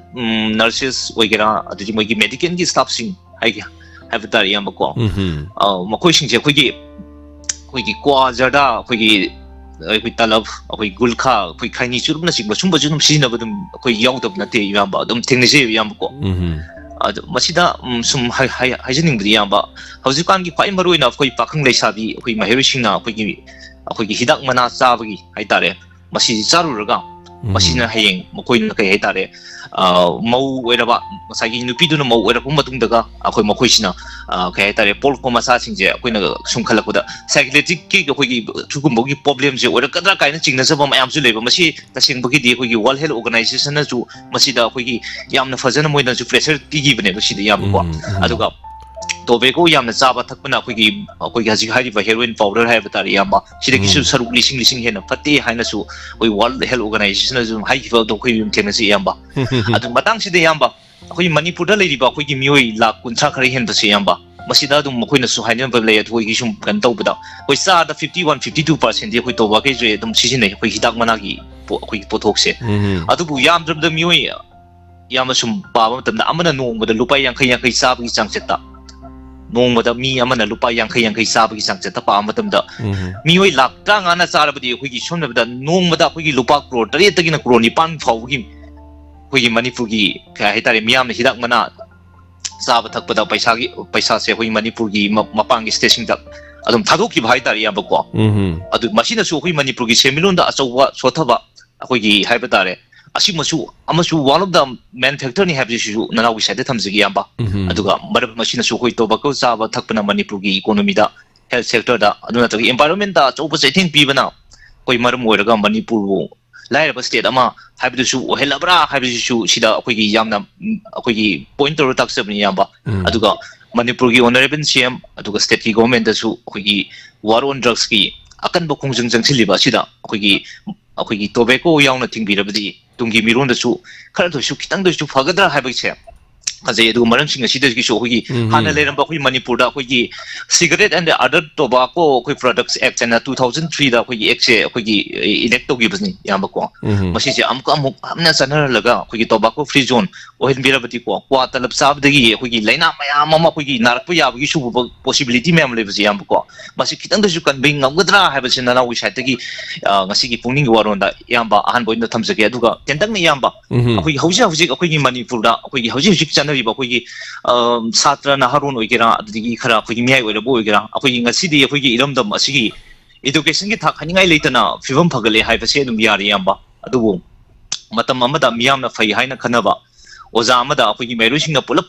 sinduna tuition amadi coaching taunaba tanabada awabu oiram sing ado hojidi khang hairabu oza je yamba yamna khoi gi tholoktuna ko merusinga khwaigi faba formal education su num pui piba ngame adubu sakhalakui matung inani haigadra yamba natragana akhoi gi matamna purakpa ahumba ni khangadra more education di nong gi sisum mangtharak poina ujabana na wisai ting yamba akhoi matam amada like su tam bagi khudong saba leitingai da education gi mangan ningtina phangdingai mi amana akhoi gi mi amada thambai kai khunaba amadi pukchen chawba hojiki matamda akhoi sum yengbada akhoi gi sum khenana sum urakpasi yamba masel sum haijabni yamba aduga akhoi gi education gi mangan hena phanglaba akhoi gi second thought haibdi yamba aina sigi thabak si torurubadi atopana aibu kari khankini haibagi wakhandi akhoi yaw tobase sum thengna haiba tare akhoi gi sum yengakpada ayambana ko aduga aingonda tarukpada nungayoidaba thabukti mingonda su tawdanaba honaba sisu akhoi gi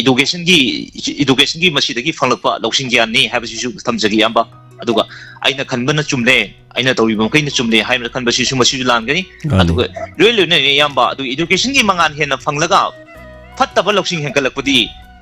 aikoi bo atopana su singtharo habi su thamjagi yamba adu sakhole haina lauriba aikoi na kadi gidamta afaba mihit khanbada thang ten nongmai sin aduna khana se naduna tholi bano habi su na launa si je question je arise tawjagi yamba aduga aikoi gi ipai pu sungi history naina bada puningda makoi gi matau tamningba makoi gi mathona marinjen amadi nuksinabagi mari sing ado matau tamningba hoi dum phawi adubo akoi di kadai isagi itias ta isana maitan che dum tesin jaba mayam su yawdum na te khoi hingiba yoy besing marakta aduga only ba hong sing samaj asida amasung imung manung ta tholi ba mayam ase yengluraga di yamba aikoi modern education su yamna darkar se haju haju yam darkar oiribni yamba like ta iriba kal du sipa pu duna tanselaga loksing gyan sing asina di samaj sida koina hong bo purukani habdi thajadi yamba aduga theory da fajana leinare adugo thabak ta di onthokpa haitabagum uribase semdokna ba mama haibetari oiribsing oja na punna honar bagi matam su oire hana thamjagi yamba natrabdi nuksina walaktuna anga ngamba setuna sanar pana nongbudi education gi mangan phangla wa koina anu basa gi sanglon amba soidan oir posu yabagi fibam da lei habase yamba ngasigi pungning gi waron gi ani subada thamjaraga yamba posu taru khudimuk tamai pa po ojeu aduga tabi ji ngasigi tabi ji ba punamupsu jan kai bana pungnon krumjeri hajigon ne yamba thamjaraga thank you yam jom wafam nisan hojikan sing harang so nu kana nei labdum yawne soft skill haitare like nataba like su ai karam na famgadagi ai mi mayum da karam na changani ai mayum da mi mayum thengna ka mi ngon da karam na haigani kari ngangani kari tawgani ngasigi society da thorukpa thawdo wa thok se facebook da ngasi ngangnari ba youtube da akhoi nungai ta badum yawe khoi yengning da ba pak da ba yam yawe ba even akhoi chu du min yaw bi rong gane ba ado kono mak sing ado akhoi kesu hairu de fazabada di ko khut adum thangkalami wow una thangkat pirami adu hona jaba ngang sing yam kan hona ba skill sing leiba sing naga torok da puning khajek tang thogat pa wa hema go ahead keep it yang na chalo hono afabane yam nuai matham amada di youtube ta changu ba ekhoi gi thabak thorom sing si yengsin bina ba natraga mayam na kana ba pi ba syam leiram de hojek ti channel yam thole kangu madam larik para ga toba adagi tongan channel sing gi loktoga manipuri da interpret tawraga hantoga adugi artha handoga tawba sodum yaure nungai aduga chaba thakpagi badi yam yaure chaba thakpagi so nungai adum yengi maramak to so khoju chaba thakpado khara yeng bada nungai ba de chingi chinaw ma ingrang na yam yenge chingi chinaw ma tawbado mai du yam phajai ado sina khoi chingi milon na si haibani si tawbane chingmi singi punchi marel ekhoi ka haina khangde maram de khoi ka haina chatna de dan ador makoi na chingmi sing hingiba lifestyle ekoi gi london si kawi maitai london si kawi sina samaina chaba yai gana sakhum daga thong thak patoba urkhul dagi matai manaw so yam kan yenge aduga atai su yenge hai tare khoi ngak tai yeng dong ne ba leite aduga sigum sing se khoi support to godam ni yeng gadam ne afa sing to yeng ning da badum yorok bu du dum yeng dra lore ngang bi ru bai mathau ta de ba ko aduga masana kari tawi kamai tok sig khoi da hangak pe yam yawe youtuber sing fazana tae adu tawruno sumai taw adu man tawruno sumai taw kholo yam fazana tae rang so nga ma yam kana hange no midang ai fazana do mai matam mangai dum tae tambi kari no hai kana khoina hana thengna ra pai du oiram ni na sumko aduna thagachari adu mathang khoi naw shakespeare su leire aduna yam tangai fadabane hosiki matam da mahiroi singna soft skill khangmagi mathau taba adu ngarang khoi madam silomi unaba matam da hairam miduni Lairik aibase textbook te iri bu khudi magase achum bangak ta seng bangak ta ni textbook ta lairik padre husikan yangang sing se loina notebook ta duga koi kar hai tare na hawai khoi matam da haraga note ama phone ga note tu da ai ba haraga a experience of board ki experience later ba teacher gan experience teacher of board ki experience later ba teacher man even Karigum wahang am hanging khalasi board to the Yozana Kumi Pakum to Kumena Khalasi, Mark Pigadorina Mark Tarapi Wahang to the Mark Tarapi Rakadra. Copy Torga Derek Imatanda, Piraktev. Adu Ragadi, board ki Wazamana, Karamba, Kankul, the Karamba Zaga, the Karambas, point to Yoraka, the Mark Tarazi Fanga, the gay I say, Quikana Nina Pachumi. So, Hogalagi Bangak sing and Hasingna. Textbook padana, notebook kak paraga, duga kwigi, not sing to kak parakan, the Kwimi, Wigani have like dear. adunadi yam luradra so thank you so much yam sanangang jari wafam sigdang point si tasalam gena duga panmai thank you so much yam theng na taja bani na khudi theng na tumbani na inspector te tabada khudi yam kana jaina panmai na tak pirakpa duga diben mai te tak pirakpa di chanu pana te te la e habi sai sakpute gi tayai se bachong nge haru di bachok thei la e na sa e na pau tambire mayam bibirak po comment sing sing marakta kidang interest laiba mani somna khojabane du mathangi ai now Shakespeare on the line hello yamba na now Shakespeare thadat sari yamba tabiri ba mayam busu ikok nona masi di ahan boina chan khari bangi matunga now Shakespeare dan thangna ba han ba puning wa yam nuai je aduga yamba masi se nungai badagi hauraga mapau sa awabada na naugi losanjage hanu makra nungai basina saida upalo pal singje nonga churibagi yening tha ulakpa leipal loi salakpa kurau mapan saba dei tera mapan saba mit chamna pinja ba tare leikol koi prakriti gi phajabaji uruga kanda adugumba me yamje phajabaji yam uba phangi saju che oyana ga khoining ga koi kurau mapal suppaje yam phajai mo thakari sajari bu ujabada hoi aduga machuze urubaga yambagi ngasi puri cham phajaba tap tanan somdang urakpaje penjaba mitche yam phajai paksei yamba duga hojik makha tabada nanawgi wafamda koina khanaraga su lai hojik ifal da ima kaithel da phambiriba ima mayama tholakana potham phamba toknagi magi sintha lep tana lep makhai tawraga Manipur gi student organization kaya na handak tasu Delhi gi jantar mantar da tanghan gi ba koi NRC satna hanbiu haibadi national koi gi registrations of citizen ai koi se Manipur lamdam sigi ai koi gi yelau mi haiba se satna hanbiu haibani nga sibok da satna hanba ngamdri ado satna hanga dori bija koi na lauraga kanana no aiba tharaga satna handu je central government gi central gi makha da state laibani na sisu yamna hangngai oiba makhang ado akhoina taliba benasi chana haliyo haije akhoi khakira haibadi akhoi haibadi maitai khakira natra manipuri da lai ngari ba akhoi mayam gira sijo koina hangba wahang amakak akhoi pulapna chamina ningba yai adubu akhoi khatana maitai natra na mitai khaki ma akhoi gi sidaida aina mitai en panjai ja tai su yauri ni ko tampa ka ta ba akhoi khaki na ti haiba inasi mayam puna makineba ada tanba demand ji tampa ka tariba khakna tanbagi oina taweba ngasi bawda adu sintha lepi hoji pawda adubu tabi gadaba makoina tabi dragadi hoji khongjang akan ba kaya changsilak khigani haibagi pandam tham yamna nungnang ningai yamba siga yam mari lenyana niyam gi awabada mi akogi mioi ba ma oina mateng pangba adu mioi bagi chatna bi ni hongna san Myanmar da hoji koigi lan tawrakpagi akoigi kano kangbu makhak yar strike tawdana moi manungi lanmiga underground gi miga tongna bada chenjalakpa hinghongna ba chenjalakpa da Manipur da lising ahum shelter pi ni habdi laifam pi ni haisi karabo bura khudong jaba piraga piga dori no hoi minungsi yengba yai mateng pangbada koi madu nyoiba moina pangfam thoi adubu hena chingnani ngai oribadi makhoidu akoina shelter piruraga hayeng laisangi phamba challa hipa challena NRC sana hauda moina jaga ru de election ga chenthok chenjin tawra hoji sumyam tawri ko bada manung si thayeng de thaga lei ni men mari si kana gi maral no ba adu erga di mapi mapa oil ba makhoina sumyam na pami sina karino makhoina pidraga na adum su yausal laga khoje ai wafam amtang sum haijage ba train hoji changa ni hare ba ko yam nungai train chang ko jamom da nungnang ko sumyam yam leiri ba adu ani gi mangja ba tongja ba ji en kanda tongja ba na hengani na India manung da leire na thaja leine ba India government central government na chathok chasin da nungai na ba adagi paisa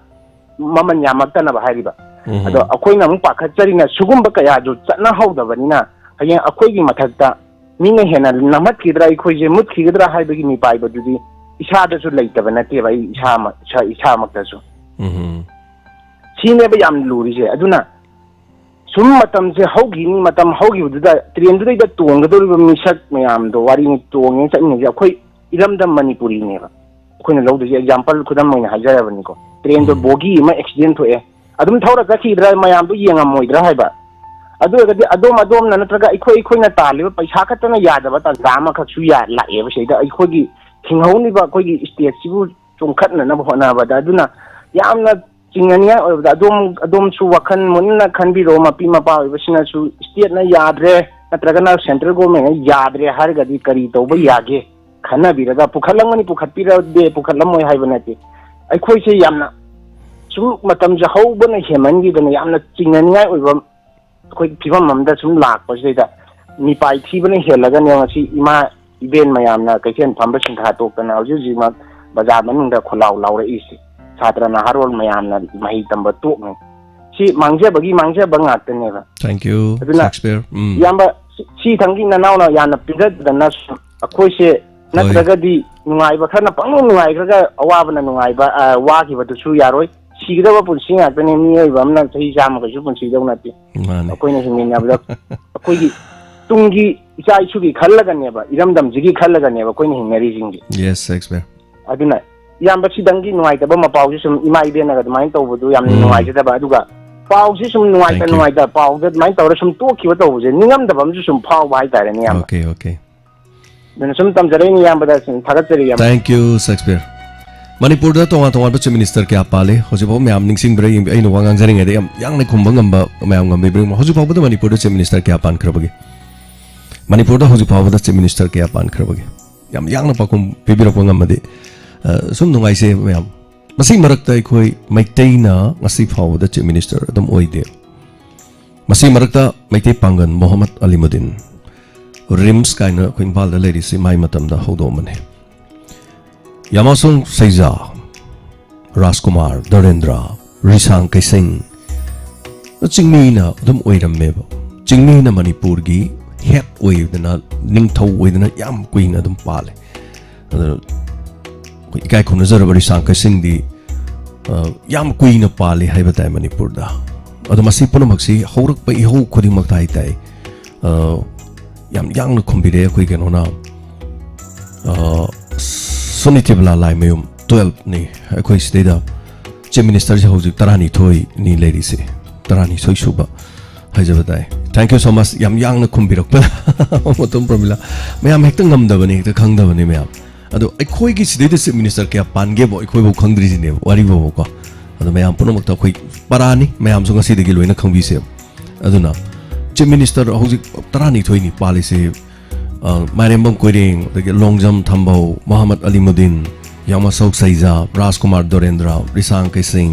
Rajkumar Jaichandra Rajkumar Ranbir Wahengbam Nipamacha Radhabinod Koijam Okram Ibobi हौजिक N Biren हाइबताय तोंगा तोंगा नस्माइ तौदना अखोइगी पालिनी अखोइनि हाइतारे मदुमसी मणिपुर मियाम गी होना खाना खोना से चिंग द सौगत कदमनी चिंग गी निंगथौ से मैतेई ना हजिक चीफ मिनिस्टर अखोइ चिंगमी ना सौगलोइदमनी मैतेई मुस्लिम ना संदु सौगलोइदम हैब लेते लोइ सौगत कदमने अखोइगी होना बदुदि लेबाक की बदुदि पुनम अखोइ लोइनमक लेट अस सपोर्ट लेंगाक होनर कुदे अखोइगी नि हाइताय मैतेई खक्तगी नते हाइबे वाफम दोनि आइना थमजनिंगी से अदुना चिंगमी सु पालमी मैतेई सु पाली मुस्लिम सु पालम्बा लैपाक सना लैपाक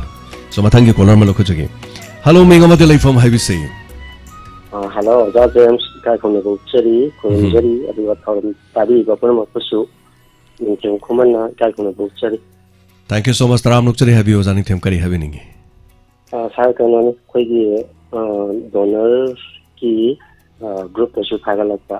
यो मखा खोइगी चीफ मिनिस्टर की नाम सेक्शन वारोल हाइतारेको अदुगा इरोइना आइनासु थेंगरपा अदुगा अखोइ जागेन्सकी ngasiगी जोंगी मौ ओमसुबा सरुकी चुसिंगोन संबल वांग लांजलकगी वारिदो अदुगा सा अखोइगी तखनिंगबा तयामसु तौरपा अदो अरापा बदिमो लोइना तौनि हाबगी सुलैते तौरो हनिया सुलैतेबको अदा अखोइना थेंगजरबदा आसामदगी मोइसे क्यासा तौबा लाकनी जों खोइगी मथोल अहुम खकी अखोइना मदुगी थों मदु थोंलाउसिंग फ्रेम संजाबा मोय अहुम लाजी अखोइ युंबुजिना फ्लाइट टिकेट कक्पिरगा लापदे अदा यामना नुवाइतबा मा हारगदी हाइयो मोय अहुमदगी मार्का अमा खकी कमाइ तौगे अखोइगी माना लेंगी मफ्रम दुदा अखोइ क्राइम नि खा हाइता कोई पियांगदा तखोइ तखोइ तौरुबगी मासी अखोइना नि थबक नाइनानि लेपेंगा लेरमदा एगन दिसना कमाइ तौगे मासुम क्राइम मदा क्राइम नि सिसे रेंगा पुलिस तुना मु कौखतलेना अदा कखलिसिमा पालिसिंग होमफुगी पियार बोंदा थादोकपा मा नतरा थागुम जेलेबा मदवा सो वारि तौनेबको अदा दाइना कोइ सिमिसर गी सेक्शन वारो पीरी बदुदा ꯑꯩꯈꯣꯏꯒꯤ ILP ꯄꯥꯁꯁꯦ ꯄꯤꯕ ꯀꯥꯟꯗ ꯀꯔꯤꯒꯨꯝꯕ ꯑꯃꯈꯛꯇꯤ ꯌꯥꯎꯍꯟꯅꯤꯡꯕ ꯁꯨꯝ ꯑꯩ ꯋꯥꯈꯜꯂꯣꯟꯗ ꯂꯥꯛꯆꯕ ꯍꯥꯏꯔꯤꯕ ꯆꯪꯉꯛꯏꯕ XYZ ꯑꯃꯕꯨ ꯑꯣꯏꯒꯦꯔꯥ ꯃꯍꯥꯛꯁꯤ ꯃꯥꯅ ꯂꯩꯔꯤꯕ ꯃꯐꯝꯗꯨꯒꯤ ꯄꯨꯂꯤꯁ ꯏꯁꯇꯦꯁꯟꯗꯒꯤ ꯀꯔꯤꯒꯨꯝꯕ ꯀ꯭ꯔꯥꯏꯝ ꯑꯃꯠꯇ ꯇꯧꯔꯝꯗꯦ ꯍꯥꯏꯕꯒꯤ ꯑꯩꯈꯣꯏ ꯁꯥꯔꯇꯤꯐꯤꯀꯦꯠ ꯅꯠꯇ꯭ꯔꯒ ꯑꯏꯕꯁꯤ ꯍꯥꯏꯇꯥꯔꯦꯀꯣ ꯁꯤꯝꯇꯪꯁꯤ ꯌꯥꯝꯅ ꯗꯔꯀꯥꯔ ꯑꯣꯏꯍꯜꯂꯒꯗꯤ ꯑꯩꯈꯣꯏꯒꯤ ꯆꯪꯉꯛꯄꯒꯤ ꯆꯥꯡ ꯈꯔ ꯅꯦꯝꯕ ꯑꯗꯨꯒ ꯍꯣꯏ ꯃꯣꯏ ꯑꯗꯨꯃꯥꯏꯅ ꯀ꯭ꯔꯥꯏꯝ ꯇꯧꯔ ꯆꯪꯉꯒ ꯁꯤꯗ ꯃꯤꯔꯣꯠ ꯑꯣꯏꯔꯤꯕꯁꯨ ꯀꯌꯥ ꯑꯃ ꯌꯥꯎꯔꯝꯒꯅꯤ ꯈꯪꯗꯕ ꯑꯗꯨꯅ ꯑꯁꯤꯒꯨꯝꯕ ꯋꯥꯐꯝ ꯑꯃꯈꯛ ꯁꯨꯝ ꯋꯥꯈꯜꯁꯤꯗ ꯐꯥꯎꯖꯔꯛꯄꯗꯒꯤ ꯑꯩꯈꯣꯏ ꯁꯥꯔꯁꯤꯒꯤ ꯄꯨꯛꯅꯤꯡꯒꯤ ꯋꯥꯔꯣꯜꯁꯤꯗ ꯄꯨꯈꯠꯆꯔꯛꯄꯅꯤ Thank you. Thagachari. Zahana Thagacharu Zaningdemgi, Kolon Tambirapa, Sir Tobirapa, thank you so much, Thagachari. Matangi, Kolara Madamo, Kudong Sava Pizagi, Sigi Thomasagi the Madugam, Kugi, Madam Benodini, Kondramna, Tankul Hawaii in High, Tankul Hawaii say, Kulila the so happy, Tankul Hawaii say, Karamano Tankul Hawaii, Silam Lamgi, Magi Mamington, Masudum Leko, what's easy? ꯑꯩꯅ ꯉꯁꯥꯏꯒꯤ ꯑꯩꯈꯣꯏꯒꯤ ꯇꯦꯒ꯭ꯔꯦ ꯇꯦꯔꯤ ꯕꯣꯒꯦ ꯀꯥꯏꯅ ꯍꯥꯏꯅ ꯂꯩꯕꯗꯣ ꯑꯗꯨꯃꯥꯏꯅ ꯇꯥꯡꯈꯨꯜ ꯍꯋꯥꯏꯁꯤ ꯑꯩꯈꯣꯏ ꯁꯣꯏꯗꯗꯤ ꯇꯥꯡꯈꯨꯜ ꯍꯋꯥꯏꯁꯦ ꯍꯥꯏꯅꯕꯁꯦ ꯂꯩꯇꯦꯕ ꯑꯇꯣꯞꯄ ꯃꯃꯤꯡ ꯑꯃ ꯊꯣꯛꯂꯦ ꯑꯗꯨ ꯇꯥꯡꯈꯨꯜ ꯍꯋꯥꯏꯁꯦ ꯀꯣꯂꯤ ꯍꯋꯥꯏꯒ ꯍꯥꯏꯈꯤꯕꯗꯣ ꯑꯩꯈꯣꯏ ꯁꯤꯗꯅ ꯀꯔꯝꯕꯅꯣ ꯁꯤ ꯍꯋꯥꯏꯁꯦ ꯇꯥꯡꯈꯨꯜ ꯍꯋꯥꯏ ꯍꯥꯏꯁꯤ ꯈꯪꯗꯕ ꯑꯦꯅꯤꯋꯦ ꯃꯊꯪ ꯀꯣꯂꯔ ꯑꯃ ꯂꯧꯈꯠꯆꯒꯦ ꯑꯗꯨꯒꯤ ꯍꯋꯥꯏꯗꯨ ꯍꯦꯛꯄꯗꯨ ꯄꯤꯔꯛꯄꯅꯤ ꯍꯜꯂꯣ ꯍꯜꯂꯣ ꯍꯜꯂꯣ ꯃꯤꯡꯒ ꯂꯩꯐꯝ ꯍꯥꯏꯕꯤꯁꯤ ꯑꯣ ꯁꯤꯕꯨ ꯀꯩꯅꯣ ꯅꯠꯇ꯭ꯔꯣ ꯑꯩꯈꯣꯏꯒꯤ TV Hoi hoi Diamond TV gi channel ni habiyo habiyo Pukning Warol habiyo Sir kaigum amta haijage tawne habisi Manipur si khaga wanga sangi ninga manga teli hane go sa Sir aise maibam laibam hai hogre habiyo kaisu kaidi O maibam tingning dagi ne Nambon maibam tingning dagi Mamang dam jutok jagra bani hi Tapiyo kari wafa Manipur ten bakot pakedoba kari tawri habiba Odo mamang mai gai danga ise sa ta dori ye kadai digino Sagi lamjing lam tak pa kai do khuding mo se sum taru khuding mo to sa na to thoro ko se loina pa ba ka to gudu da kadai digino mina nungsi danam ni ko kai mo de sum thamoi da phawra ko duni sar hajari ke Hoi kaisum to oide jam da disam jamna leijabani Saroi gi nongwa koirabada khamatang khara gi mamang da kamong da lila to do ko yenga lakse ye Thank you hoi adu chugum sum tamjagi na sa phone sum thang da ba Thank you O da ngasi phone daw jar koni sa jam sanga sa haje bai thamjarage Okay thank you so much Thagachari hanana Thagachari sa Thagachari Nungazay saruga birak papuno mak masigi tongan mafam dagi aduga matam nadi jar hokibani adubo minute another taramanga kun leizari wafam phongdo pije helen debi yung khaibam Pukning Warol tabasi yamna nungazay khangdaba kya su khangi aina tak birak pa Thagachari Wainam Dins Thagachari Sir James Garang Inspector te yamna penjay mamagi aranba machaduna khangamba okay sini mamo Thagachari hana Matang caller mom lokachage Hello Hello Oh mingle phone habisi Ai Ikram Khan Chedri awang ke Tapiyo kari wa from happening ba Diamond TV na tro ba Mani Karam dai jage tawne Habiyo Hojikan ji ising je wa ba Ado ising je Tutorial irin na lay ne habiyo je na kuma na lay phang ko adi ising je moina water supply da puro yola lay re khoi turen kuma na lay ba khoi jina cha phang turen kuma da gi lay tre water supply do ina yona ba mi na moi da gi ina lay ra go yon ba chat lay re ba moi da go lay re khoi no moi da gi ina lay re ba sing je The water supply sing sidi dum tabi dra bra sungta ta dre khoi sum Oh kari gum sing lay ga di tabi bra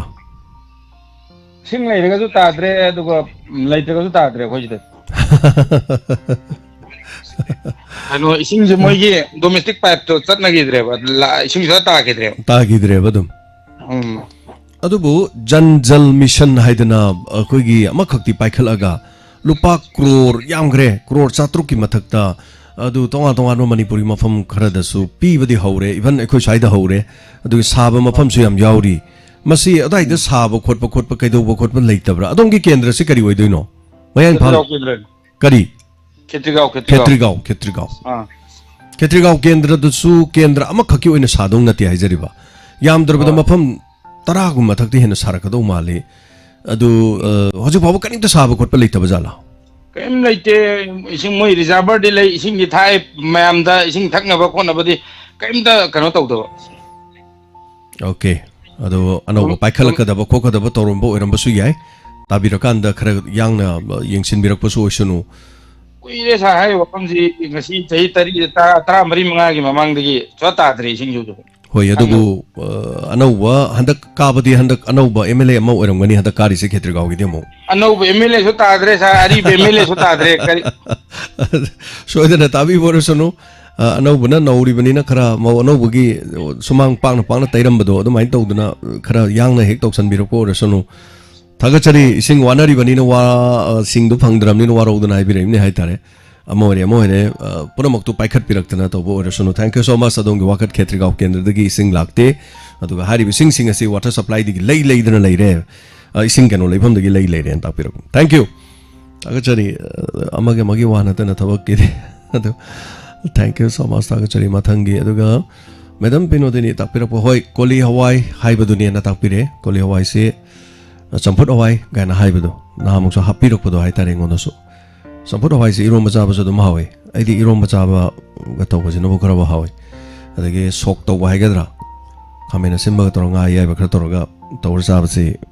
Gorokoro Kabu Kabu Tiam Toidana Toroga okay soaked over Haven Malay Dane Kari Hayden. Hello, Mingamatilla from IBC. Hello, sir. I Jiribam the Guinea. Okay, Sanatombi. Okay, Jiribam the sir. Nungai Javana Lore, Lambi, Tong, Sorok. Aduking Matik Namkai late and a patre. Patre. Canada, Wakaluni, Wakat from Suleja there. The MLA that our MLA Namdre, they did Simbini had the Missin Nungsin Kaikadi Poreta, and whom this is a land on Tabang, Brakang. Nungai Tavabu Lorem, they were Guy Mazas, Toba Zadre, Otto Tonga, the Anaba Pesan in a cock, Quang Navan in a Lambi do the dog, Susan Badam, Teva Lore, Halakoda, the minute Kunsada, and a hip the Saksangam de Pamaga. And the way ising my sing the Lore, ising Jonta later, Padan Nasu, Heidi Bulen, Hanbi Neso, Hanbi de Consular Nasu, Hanbi de Padan Nasu, Tobi de, member Nasu, Tobi de, Arabam from Dana, Ani Ahunka Hanjali. Aduki Matiguare, the hygienic Donna Sad, the Togger Canada. Jiribangi Mapau, I would like Toti sing the Kamaito Music. Toti, my pump Punamak the Toti later, Jiribangi, my pump Punamak the Toti later, sir. You sing the Kamina Sage Dudi. You sing the Akoitana Gi Goha, Goharing Gohaina, Hanjabado. Akoi Isai San Hanjabado, do Hale Hojiti Pukri Sukange, Goha Sukange. You sing later, a season, Ado Kai Haitare Kang the Padhana, Akoi Lokengi Padhana, Natraga member Nana. Bolen Hanba Korpa Tawase. My Maggie Kai Haitare, Jana Jana, but Jenga Adum Hale, Akodi, when a Hajar Womatam do Sumoy, Tobiga Haga Amata di Tobirate. Jangwai. Oh, I don't come to Nawara Janel. They say out Mayaga Jorokon, I could humble to say out Hodre. Zerao Mayaga Jorokone, Amuhana Pisu, his uncle, Anta later. Hoi. Jangwa Jazani Sargi Tolong Kudima Loinamak Taje Nungai, Pukning Loxing Jam Oi Saukat Mamma Nungai Sar Aquena Diamond Jauja Dragasu Donor Jauja Dragasuko Sargi Tolong Kudima Loinamak Taje Donor Zaugi di Kanje Sar Kamai Toraga Sargi Mrs. Something Tabira, the Ace Donor Jaujaning. Donor Yabasi Minga Lefanga Iraga Message Tabirapani, Wari Boy Buko. Aduga Quita GP, Maloraga GP, do Chahi Magili Singam Chani talk up to Krasuyai. Natraga Tata the Chamadan Kapasuyai, Quina Awana the season as Ebony, Aduga Equigi Chaukanaba, Ivatare, Diamond Gay, Oina Saukatorang, the season of Ibani Hojipodi, Diamond Gay season Adri, Equina, Asom the Aina radio the letting at the Asom the Ina Lupalak, Amakai. Gi Chang the Hibatare, Mayam Pambam Korpam Cricket Sharam Badilekre, adubu haujumakidi aikoi awana da sumaina sangsilli yaubiba yai kasunate tawudadi kodong chadaba matam tholokpada su yaw khragadi yawriba member dugi awabada khajik tawre so ayeng mateng pangi sumain tawdana haitare fani sir ado akoi budi kai haitare awana mateng pang di jam pang ningi ado sir haidi thabam khopong khangdabado koi di phone su kya season adabani akoi na phone apa ko pare su kui diri do sir kui diri haidi ko ai dukan phamjara leibani na moina kangkhan makta ha su up whatsapp ta thabiro adi phaneng makta ha su whatsapp ta tharo color adu tharo da haibadagi ne phone se logjabani aduga jam kanna season na bajo haijate ba Okay, tamna sum haijarakchani aduga yaubige khaladi adum nongma message thabiro aduga koi angang singna adum haibirokpa adum yani ko message sigi number siga thadoi hoi sigi number sida minga leifamga donor yaujage hadani ira thabirokpa ko fani okay thagachari hana donor yauba masung yaudaba haiba toidokpa leite yaubiba singduna mateng pangba khakiwan aduga thank you Diamond Day donor yauba ngakta nate yaudabagi suni yaubugi suni tabaraga dumak leiba singi suni non sana lebak sta karigumba kharadang tawrabadi haidana khajikdang ekoina ngamjaba haibata karigumba ma tawradi haidana tawjabani adana thagachari hello ibungo singjamayo namtingendagi hekrujam chana tambi thagachari che habiu kari wafam thambini habiu ai ngasidi Pukning Warol da karigumba khara aina khangjadabasu lei akhangba yaubiraga su tabiriba punamuktagi ekhoi thikatminasi khangminasi habase thamjari ana hauji ekhoi gi leiriba iramdam asida ekhoi gi horupam se ekhoi su yamuna khangjaba nate aduna mai ising nungsitagi hori haiduna mingaudasu ipa ima ibung ipa ise isel adagi ima indol imabo ine asumna loina lei adubu ekhoigi kenoda koigi kunai suina lerakpadasu ekhoi se purup sida khaidong na badong tawi ka saina la ibasna ekhoina loini hai loi haibasi karai digi horakpano na ekhoina thijaba matamda ekhoigi keno se dharma gi report hinduism lapda ekhoina hindu dharma sista loi haidana ekhoigi lehoba purup ekhoigi ipana ipuna ta dum leija hogani haina leibapto adugi punamak tuna ekhoigi loi senbani haidana andro phayeng adagi kakjing dagi thanga adagi kari setmai adai punamak se lam mayam ama leibire leiriba lam singa sida ekhoina lon khoyena ekhoigi kakjing lom dagi ekhoi medam amna tawbirabu matamda aigi harause adana lon khoiri basi ekhoigi horaphamni hai lon anobuni huji ekhoina sumna ngangba lon sina han haibada lon se khoi haraga su ekhoi ikai ba haina libi base hari makai ikai base thambingano ekhoi su khangba mayam ama leiribanina nasiki se ekhoi adum ngongna ba haibase ekhoi leijaroi adna masina ekhoi asengba lon hara ekhoi haraujaba ma pokseyeba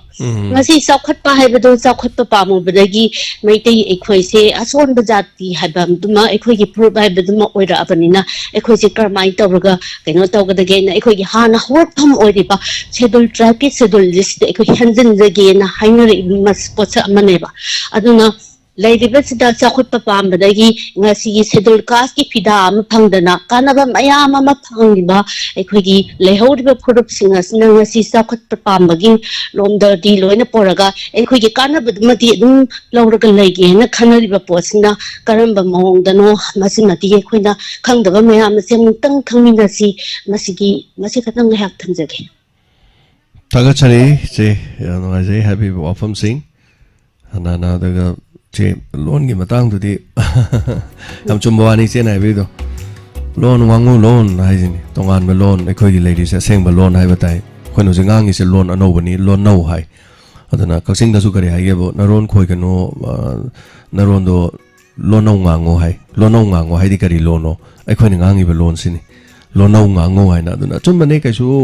ikai ni ngai leite kaksing na maron khoi re kaksing khono lon khoi sugunu lon khoi na kai do wi kai doino sani sagi maram do ngangi akhoi gi farmer line marmit ni na ma pochai thaba mayam dum khangbi du ni ko adum kaisu mai maron wangu lo no fajana dong ngangi dun ado yam chau thok chei do mai khoi di makhoi gi dong te yam chau thui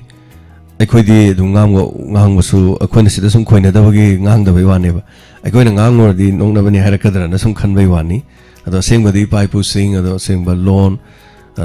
moirang kang le ron da de ngang na mi bo fam sing hai tai che kaisu na te masa gi leijaram bai pai pu na chana ram po tu hing han na ba tham bai bi di khwai de hen pa bo wan aduna yam no bam ni chena so habi ring marak tai tara kakching de ge khoi film ma pu thok dori film si number fan yam loisin graba film ni adu ka khoi naw gyanan gi film ni adu film se kakching marol ngak ngang gani kakching ngak te gi lon se ngang gani adu ga film se hau bodoi loi bo ge hai tare inaw gyanan gi film si da khoi kakching lon na sana gani kakching lo ngang na gani kana na su kakching na lon nau ba khot pa do khoi khoi ba khot pa gi kai ba ge su lekte thaga chari anai chena ta pirak ko yam no ai ado isagi oiba lon ngangjabani karim sa kai ba lekte hello hello ai mayang langjing degi che sana mine no ma haiku ga pigi bodoi bungo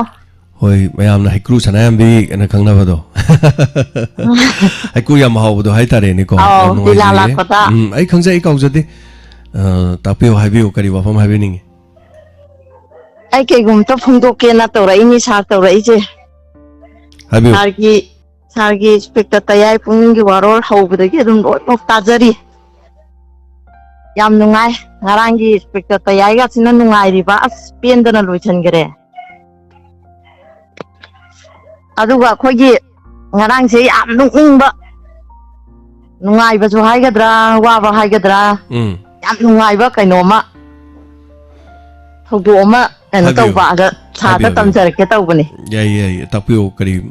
thor kari ora bano thodo ora bano ai gi ima je ima chilinaw loi ba khoi mayang lanjing je phone tau rai je ai thanda di oirang bani ima bok dagi ima dagi pa ba dagi loi tai ko ta ba di am lei bani sa hoi phone tau da bagi ne do ai gi ima je khoi gi inang pi ama phaidinga da onge inang pi china ima gi phone ama lei bi re ko ima spectator tayai je taw wa na khoi na do ta re ta hal laga thamme ma je paisa hap jina khoi li chini na khoi manga gi taran paisa je loi thoka ga sum happy aru ga ma di ngarang ji pung gi waron ji ta ba da sa ma di na hawai gi char gi diamond gi re do da lai ring gi sa gi kaino tau gi ba je ka gi ma si ta ra ba ja ni da na ma di ngarang che khang da ni ma di ta long na mu ga adu thok pa adu oiram ba ja ne ba dai di phone tau re mana naw ki sing ai ngon da su tau re imagine be ma diamond tv gi james ki kai no do na hawai gi du mai na amu oi mun bi gre ye mi ge kap ga phone tau re adana eta khoi ma ji ju ma ju ta ba da ma ju im ma ji ju kap pa ja ni da ma ti aduga du mai tau na phone tau re ko ji tôi lo re khoi li chen naw khoi jing ji ma phone tau re ini ko hoi yam nung ning ba hai tare hoi loi graba ho ki ba do inong no ba man charu bu do chang hoi mana don lagi ke no to pro ma di taru lo ba za ni dana adu ai tau gre bi mai nang phone tau re ma sina yam nungai na tari ye sa khoi thank you thagachari adu haja ge tau ni sa adu ga ai ki isu gi hayeng gi ba bi gi photo ka thaja gi bane ngasi thagi bro hajik thagi bane hajik thajang gi bane du wish na bai dana yam no ai yengjage na thagachari hoi sa adu haja ge na puni waronda adu phungdok charpani da sa sum thank you thagachari thank you thamja ge sa thagachari yam no ai habirak pasegi dama masi moigi moya dai da haikru hawe moina haikru pirak haikru se makan myam chare do hojiki imasi gi haikru se sungchen chen da bai wani yam na haw wai tar haikru makan du gi manung da thank you so much thagachari hello sir minga lai phonga habi si kurumjari ai himing sir binodini khomdra kosifai dagin thagachari sar na huzia khoi na hawai hekpagi video ju utpi khare adui matang da wari machu sum tamjarakena have you ngasi ayuk mak hek pagineba ngasi gi video do akoi tabul dagi mapuduna akoi ko spai mamangda koiraga akoi mari je khulang chatpa aduga sumaina he hawai hek pa matamda akoi gi smartphone ka paijada bijin naw chingama aina ngarang live ta tathokhraju ngasi yo muk tamina je tharo o heta thaba da moina tayai da thabiyo na hai aina ai thaman da nei kai jare hai asam phul hawai de ang ta thadri thau hai de kana ngom na jo tangkhol hawai de ang ta thadri thau na khoi sar sidadi tangkhol hawai so hai nei yebako adu maming adu budi pangkau makau re ama lam gi aduga hujiki mapu du na ngasai sum tamin na ga hai ni mana matai manau ne mai na pi je ta yai kumba diamond tv je ta ge su ya da ba ada isi ang ta ngang na bi ra mo eng ka ta ge bai phone pai phang de ba hai ibungo kai no ta yai ta ba di yang kana ba ne noi na han ta bun da ka koi ingo sa da ma teng pang la ami do hai man noi di khoi da phone tau rak ta ba khoi so doi di lak tau du bu ka sum hai rak pa ai na doi deng ta ro se na hai ba da gi nupi da nei sie ya re ai ta re na nga si ju harau ra hai twai wa ni ma aduga nga sa ji sum ta min ra kan dai ibungo da na hai re ni ije nupi je mi ya mana sa ri ni ibungo nang ko sum na te mi ka no nang pa me so nang bo na hai kai dai no hai ai akoi ta min na ri ba ko swa ge khoi ahum ri no ko da lo re mai nupi na ju hai khoi ju man da khoi ma ju ta ri ne tam nang bu aseng bai mi si mathan da sa ri ne ai na ju mono dharma ai na du na bu maming jali ne o ai tin na hang ge ma mathan da na te mi myam tau ri ne hai khalam me ma je nga si dia du ju seng do me adu yam nungai ja ba du ga moi ge na sumai na sum ta ra ga hek pa je awana kawe nga si da phul hawai ji ga ko tang khol hawai ji ga dang ta thabi yo du ga matung da haijara roy na moi na hai ba sa ra du mai na du da ina moi maning jem ka thongal lage na thajara ini sara du ga yam na sunung ai dai sar ge ngarang ge yum gi mau don to ok na phajagre sar ge du da tha jila parishad ki kaino sari ba gi khonjel ka ton to ok na penje gre sa ngam khai leitana thaga chari yam nungai jai sa thank you thaga chari yam nungai jai madam ko Peda mo na maram mo na imong ama so tahan biba yam nungai jai aduga thank you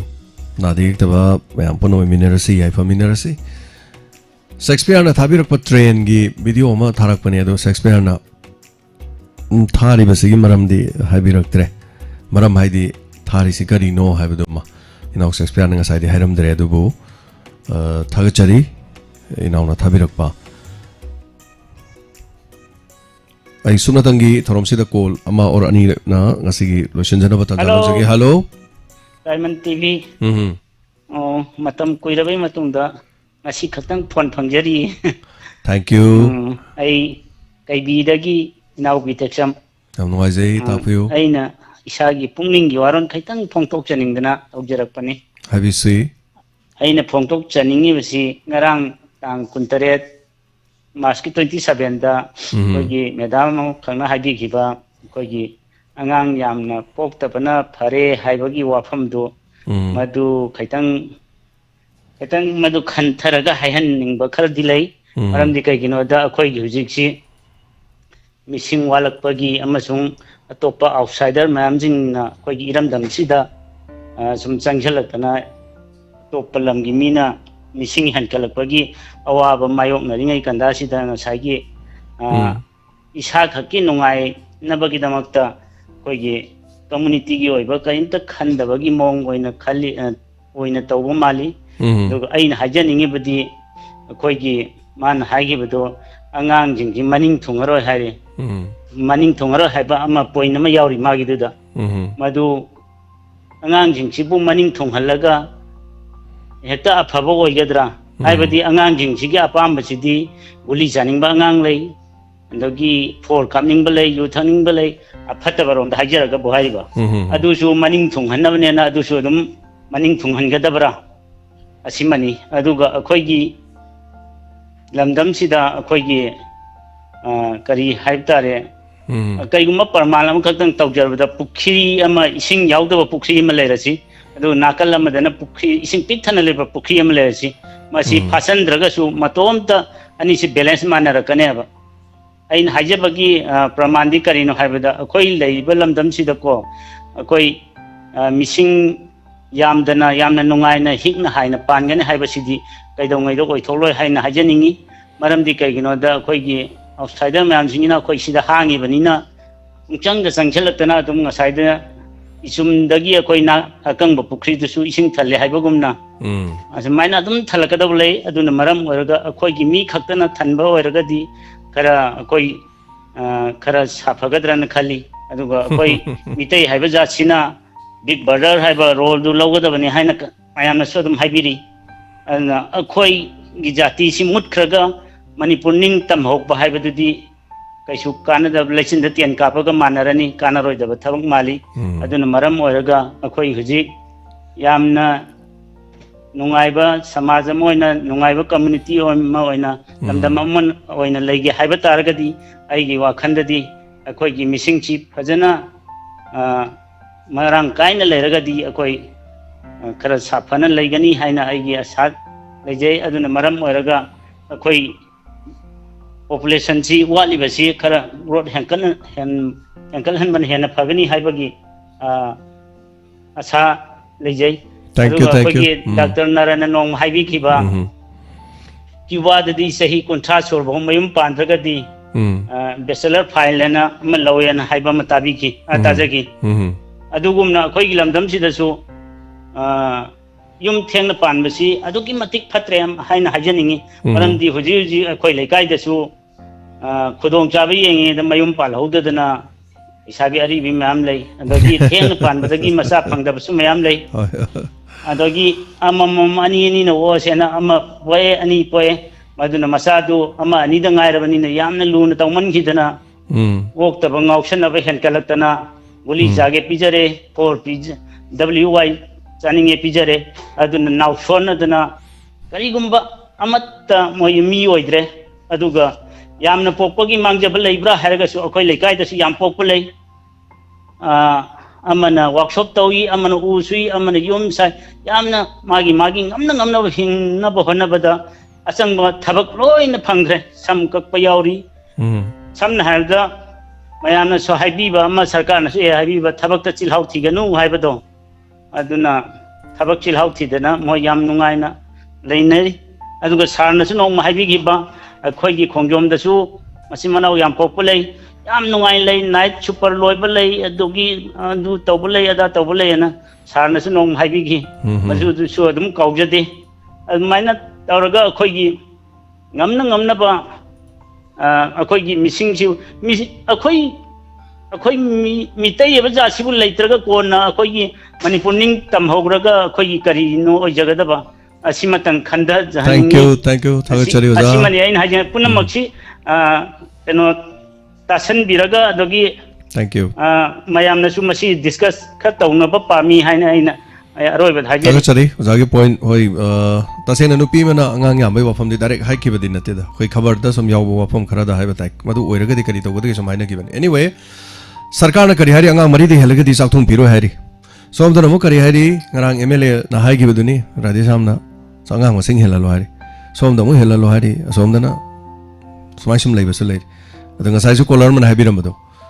sabok masing hegalo lo nga masing hegalo di angang manga natraga taruk natraga taret leiba mi do mama mapa da sarkar na karigumba khudong saba pibiradi haiba wafam ni da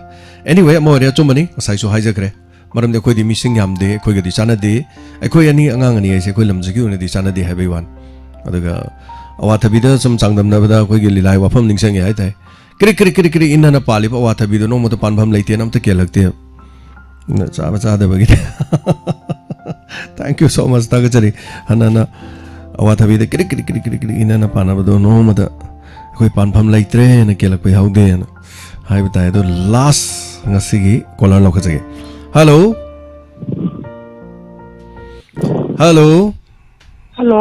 oh minga leifang ka tapisi ito ay mga kaching dagi shanti tapiu kare habe ningi ito agi inspector taya isi hoy kari ga changdam dagani nungai bai changda hai ningai wafam leitre maka leitre hoy ngarang di sounding manda ai di la chata maya manem hala si hai bane aduk nungsi hai tabado wari ojarasu yam tabda kogi yam nuai tabdo okay okay tapjariba mauduna tapjariba injariba adu khattana khanbi badu yam thawai da sakdo dagi side amarongi imungduna mo emotional amuk helliba amuk kapi amuk noi nuai gare kari ga sangdam nagani sangdam nangai leiti deni thank you ipoi bungona thagat padadi warawebu ipoi koksidi angokpane karamnabu puthoi ba khallubada ngoktabadi ngamde leibaki khanariba issue sisu nuai gare akoidi atabada oibani akoigi wasindagi leibaki issue dadi karigumba khara dang puthokpasu haijade adu ngangnariba lama pukhatira iba ibona haibiriba tabda karida hamurani nuai bada ni warol sina nuai askon si phajana phangba yam ware nangai di pungning gi warol si phone si adum amoni number da hek phange ba hauji si caller si su yam yame ba dina phone number si kuire ai to ge khan bane adu da chance da do phangjile kya haraule thank you kasi yam kuire ba phangda ba si mi si yam bani na phangba si yam ware ba hauji kan se kene si live to wa keno program khuding mak si loin chille da kano mi se duki mati yame ba ngaran nahan ge da chanapi ani na tawa program do kale challenge su nuai thank you adu ina mi tu su phone si nam ne ba ko amatang di ya hoge na hek hawba dai nam ba aroi ba ba da hek phang da na to e adom adu bu warau de ai phang da su ko ano atopa maya caller mayam gi loi nuai ba tawrai do mahang ha ki ko wakan dagi ko ko do ade ani du su hai gare angang ani si jo no ja hita hairakbaga haurakbaga hita khumapadu loi haiyeba presence of mind je ngang chingku hojikan si do ai haire tabada haibana dum walaga dawa ngai di chanchi tagachari yam nuai jai ana adu kimete nuai jai thank you matam si asigidi loiselakpana aroiba caller su ere yam nuai jai phongdok pirakpa thagat pirakpa haini aletena tagachari matongda muk saru gabiro ona jariba khara da singtha biba khoigi laibok phabani ona jaba kodimak soiran yaruk labasumi amne hena pukchel chaw nanga pigani the Shakespeare thagachari rameshwar haibani haibado hoi chinda pukibani chinda radhi se am rameshwar manakiba thank you so much thagachari ana duga mateng pangbirakpa ngasigi oina lakpiramba ima angobi sagolban maino lerak aduga ramen tongbramgi bachangwa aduga staff ki furit haibatare pibiramba aduga lila thokpadasu senanamni haina phajom su pibirami thagachari aduga kabok leiningoba babu bazar da staff ki fee pibirakpa hajabatare hanana thagachari pibirakpa punamoksing ado todo hendongna haibatai aikobu nuksibidna khudol tambirakpa haini aletna khoi maikeri thagachari hanana ngasigi damakto di matang asida pungning yoron thorom loisinjare thorom manung da soikibo daga wahai wata soikiba lankiba punama pukchel chawnanga pisi yam seksina lemina si me ampunama matam punamakta asaw phathabiu pungning phathabiu asaw buna loina bak manghalli loina na ngasigi damakto di matang asida pungning yoro loisinjaba yaba lokjaba loina na foreign inspector tayida ngarangi wari gi makha kamdawi haibadu yemina si punama pu james sagrujamna khurumjari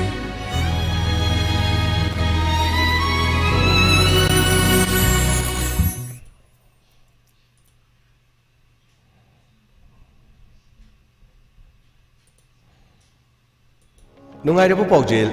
paujel class 10 gi exam loinana 12 ki exam thakraba mahiroi singidama nungairaba mapa numit tarani gi cake making kam entrepreneurship development course ama chingmeirongda haujiragani exam result ngaina cake making skills haihobana successful entrepreneur oinabagi thama amadi tungi academic career da isana sel tanjaduna parents in the financial support nidana larik mapung phana tambagi khudong saba silobio Haujiki matamda khutcha haiba amadi satra oina sel tansinba haibasi tangai phadraba hiram amasu oi occasion or celebration khudimakta cake yaubana maram oiraga cake ki demand asi numit khuding edumak hengalakli maram aduna isana isabu thabok pijaduna sen tanbagi wakhatbu leirabadi ngasi mokming chansinbiduna course asi yaubiho students housewife unemployed youths loinamakna yaubi yaraba course aman institute asina iramda masida mai pakna entrepreneurs kaya puthokre Wild Forest Institute of Skill Development Chingmairong West Akopa Marol Gidama 70052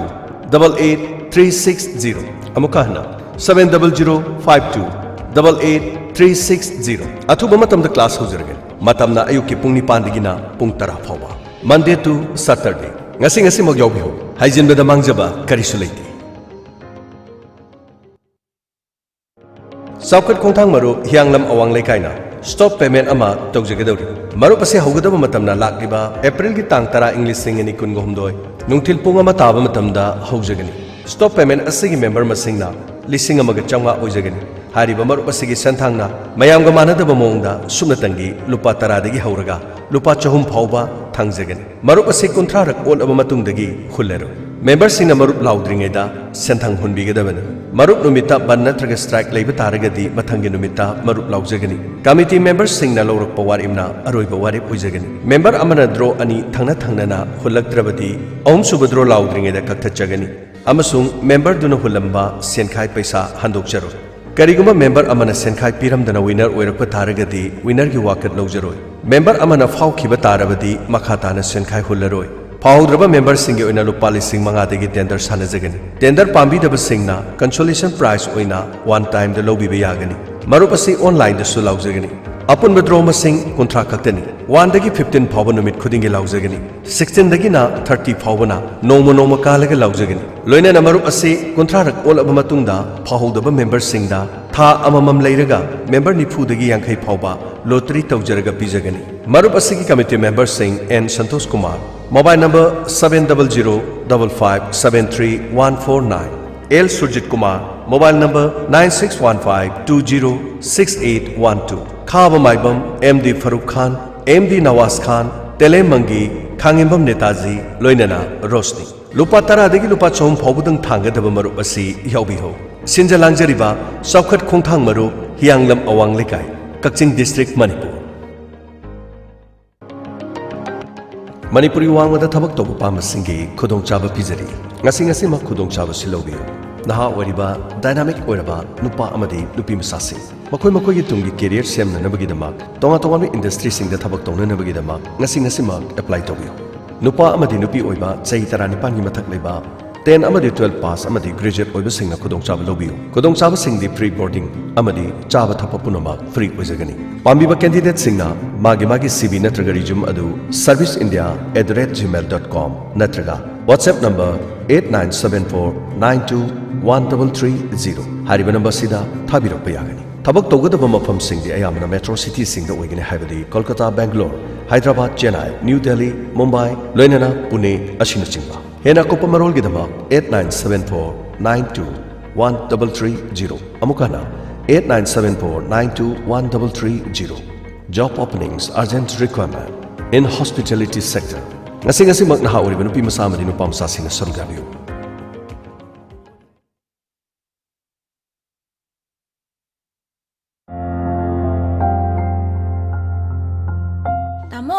Tamo kaidawre tamoje kaidawrogi mem nangbo ai gi lohongbugido luhongbo kaidawraba as phizangido haiba adugi damakta ne kainda warano isalgi damakta nabungna ne matam siga khwaidagi sunaraba phizang ama connect tora thamabani ko as yaroiso mi aina pamba amalaiso as hana connect pudi tawsalurine farine isalna pami dubu karama phizang no ne adu buro tamo Niltom Enterprises adu thi ibungna hana connect tora lermi ne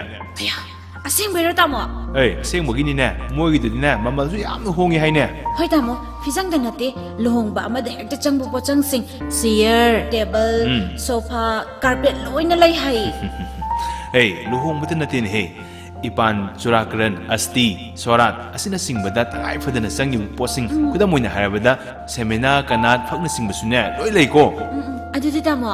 moi hekta oina contact tawrase tawrase nate tawrobani ne nate nangbu moi contact number do yaujara bro yaudi tamo se ai haragi ko nang sep toksulu ko hoi tamo se 9615 270 844 yadra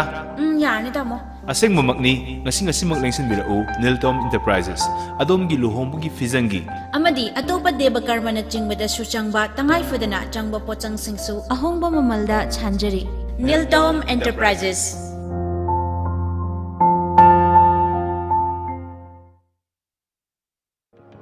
Nungairaba Pauje, Saliba Chahi, English Singani Kulumdo Amadi Kunmarigi Oina, ICS Boarding Thobal, Thobal Achobo Bazar Makha, near Sekpi Khonang, MI Road, PO Thobal, Manipur. ICS Boarding Thobal, Sekpi Khonangi, Anoba Session Haujakre, Boarding Asida, Miam the Tamjaba Kudong Sabasing, Class 1 Digi 10 Pawa, Nopa Masung Nupi Machagi Boarding, CBSC Amasung, Manipur Board Ki Kudong Saba Pizari. Class 11-12 की ओइना coaching facility याउना नुपी सिंखक्ते की ओइबा boarding थमजरी अनक 0 kilometre की मनुंग the लेबा ममिंग लेरबा महिलोइसंग सिंग the तंबीरीबा महिलोइसिंग दा यामना चावना खुदोंचाबा पिजरी boarding असिदा class 10 फावगी मनुंग the लेबा नुपा मसा नुपी मसा सिंग की खुदोंचाबा पिजरी छात्र सिंग दमकता मागी स्कूल सिंग द पांगथोकपा एग्जाम की मांगोइना मॉक टेस्ट पांगथोक जगनी बोर्ड के एग्जाम नत्रगा काउंसिल एग्जाम सिंग अदु एग्जाम की मांगोइना स्कोरिंग टेक्निक अमदी मार्किंग सिस्टम असिना सिंग क्या अमरुम ताकपी तंबीगनी एक्सपर्ट सिंगल लोइना कैरियर गाइडेंस अमसुंग काउंसलिंग न चिंबसु पांगथोक जगनी चांग नाइने योगा अमदी फिटनेस की एक्सरसाइज न चिंबसु पांगथोक जगनी बोर्डिंग असिगी अकंगनब सिट मसिंग खर खक्तनी अहानबा लाकपद खुदोंग चाबा पिजरी बोर्डिंग असिगी ओइनसु अहांग वफम खरसु कौजरी अहानबदा नुपी वार्डन अमा पामजै एक्सपीरियंस लेरिबा मियो अदुदना खुदोंग चाबा पिजरी बोर्डिंग असिगी चेंथोक चेंसिन तौननबगिदमा नुपी अमसु पामजै लोइनना बोर्डिंग असिगी फैमिली लेबे याबा कुक अमसु पामजै इंटरव्यू की डेट लाकलिबा मार्च के तांग 15 याइफरबा नोमाइजिंग नुमित अयुक की पुंग 10 अकुपा मरोल की दमक ICS बोर्डिंग थौबाल बाजार मखा सकपी खोनांगदगी खंबीबा यागनी लोइनना call तौबियो 9362842636 अमुकाना 9362842636 Dema, nang na tamibi school IPS ay dudi yam chiksi li fay hay na kamdo gini. My school is quality-based English school. It has very competent teachers. They are highly qualified. The principal of my school is a strict disciplinarian. He teaches the student in higher classes. Hey ma, isa di IPS ki boarding the lerup dagi English ki command so phajna le rahe, lyrics so am hai rahe, personality talent so phajna le rahe na. To speak English is compulsory at our school and boarding. I have the habit of speaking English all the time. Adom ki angang singbo contribute leba IPS hybrid Imphal Public Higher Secondary School the Ming Chanbio loinan apaba bahiroi bayanbiu. IPS, the Imphal Public Higher Secondary School, Kanchipur, Imphal, near Manipur University First Gate. Admission opens from pre-nursery to class 9, both school and boarding. IPS, top choice for your child's career. Karigumba afaba amadi anoba makhalgi anop thibada wabiraba. Adomna pamjaba makhalgi designed afaba makhalgi anol maithong sanaraba amasung matamga sunaraba style sing Medillion Eye Care da marang kaina leijare. Angang dagi horaga ahal fawbagi tongan ba makhalgi anop singsu fangbigani. Makhal khudingi lens, Blu-ray blocking lens, progressive lens na singba lens singsu fangbigani. Adongi manak nakpada laiba Medillion Eye Care Vision Center singda lakpiduna khudong chaba sing asi lawbi.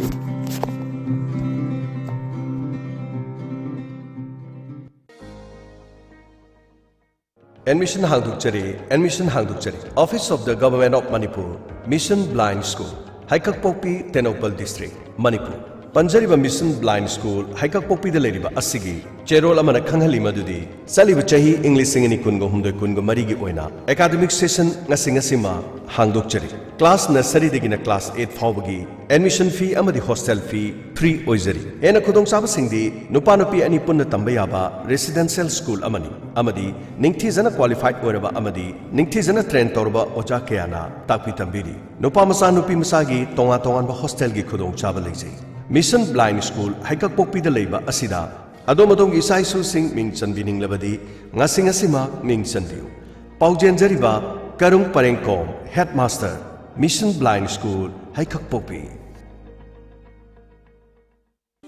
Haukiba March ki tang taramari English singani kunga humdoi numit asida Manipur Central Jail dagina Lambulen Pawi Manungda Manibeg amata haure. Hairiba Manibeg asida yaukiba che sang singdi PAN card, Aadhaar card, PRAN card, Service ID card, ATM card, Driving license. Hairiba che sang sing asi yaukre. Kanagumbana kunbi bethoklabadi. Salungpam Mayay Laikai Dalaiba Akam Robinson the Sinabiu. Contact number pizari 8014-060617 Natragana 98633-44568.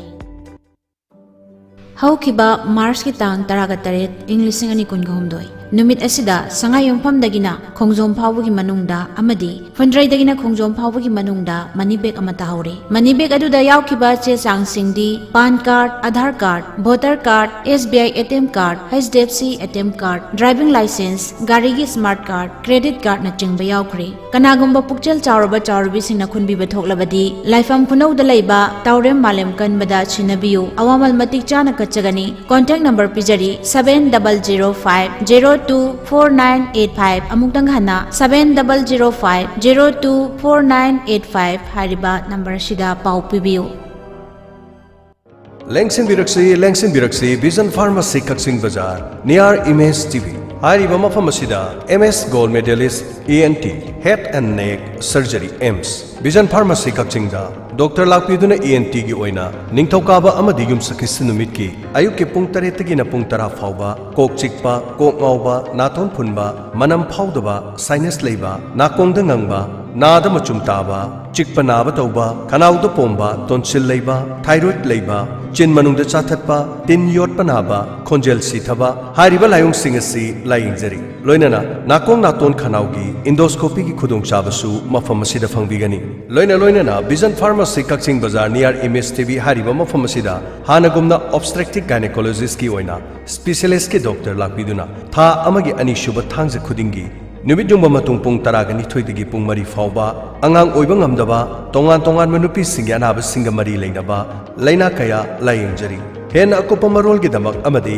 advance booking tobina nabagi damak 9366836886 amukahna 9366836886 hariba number sida call tobiu loinana lengsin biro Vision Pharmacy Kaksing near Image TV. Lengsin Biraksi, Yaifavi Eye Care, Kangabo Bazaar, opposite SBI ATM. Yaifavi Eye Care na chahi khara asida miyamda offer kaya pijaduna. Mid lying badu khudong chajadraba singda khudong chaba kaya piduna lakli. Ngasi so amok pujarakle Yaifavi Eye Care ki offer oina. Chali basahi asigi yauksang phawgi oina. Frame the free loinana lens to 20% gi offer pijari. Tongan ba advance oiraba technology kya sizinaduna mafam asida sale yamna tingdana mid laying bagi khudong chaba pijari angang singi frame nupa masa madi nupi masa singi frame ahalaman singi frame makhal kya gi design singda fangbiragani Yaifavi Eye Care Kangabo Bazaar opposite SBI ATM ngasi maleng simbiro yauksang komai oina frame the free loinana lens the 20% gi offer pijariba Yaifavi Eye Care da miyamna lengsin biraktuno khudong chaba silobiu akopa marol gi dama call to view 73959573441 loinana 6009541203 Yaifavi Eye Care Kangabo Bazaar opposite SBI ATM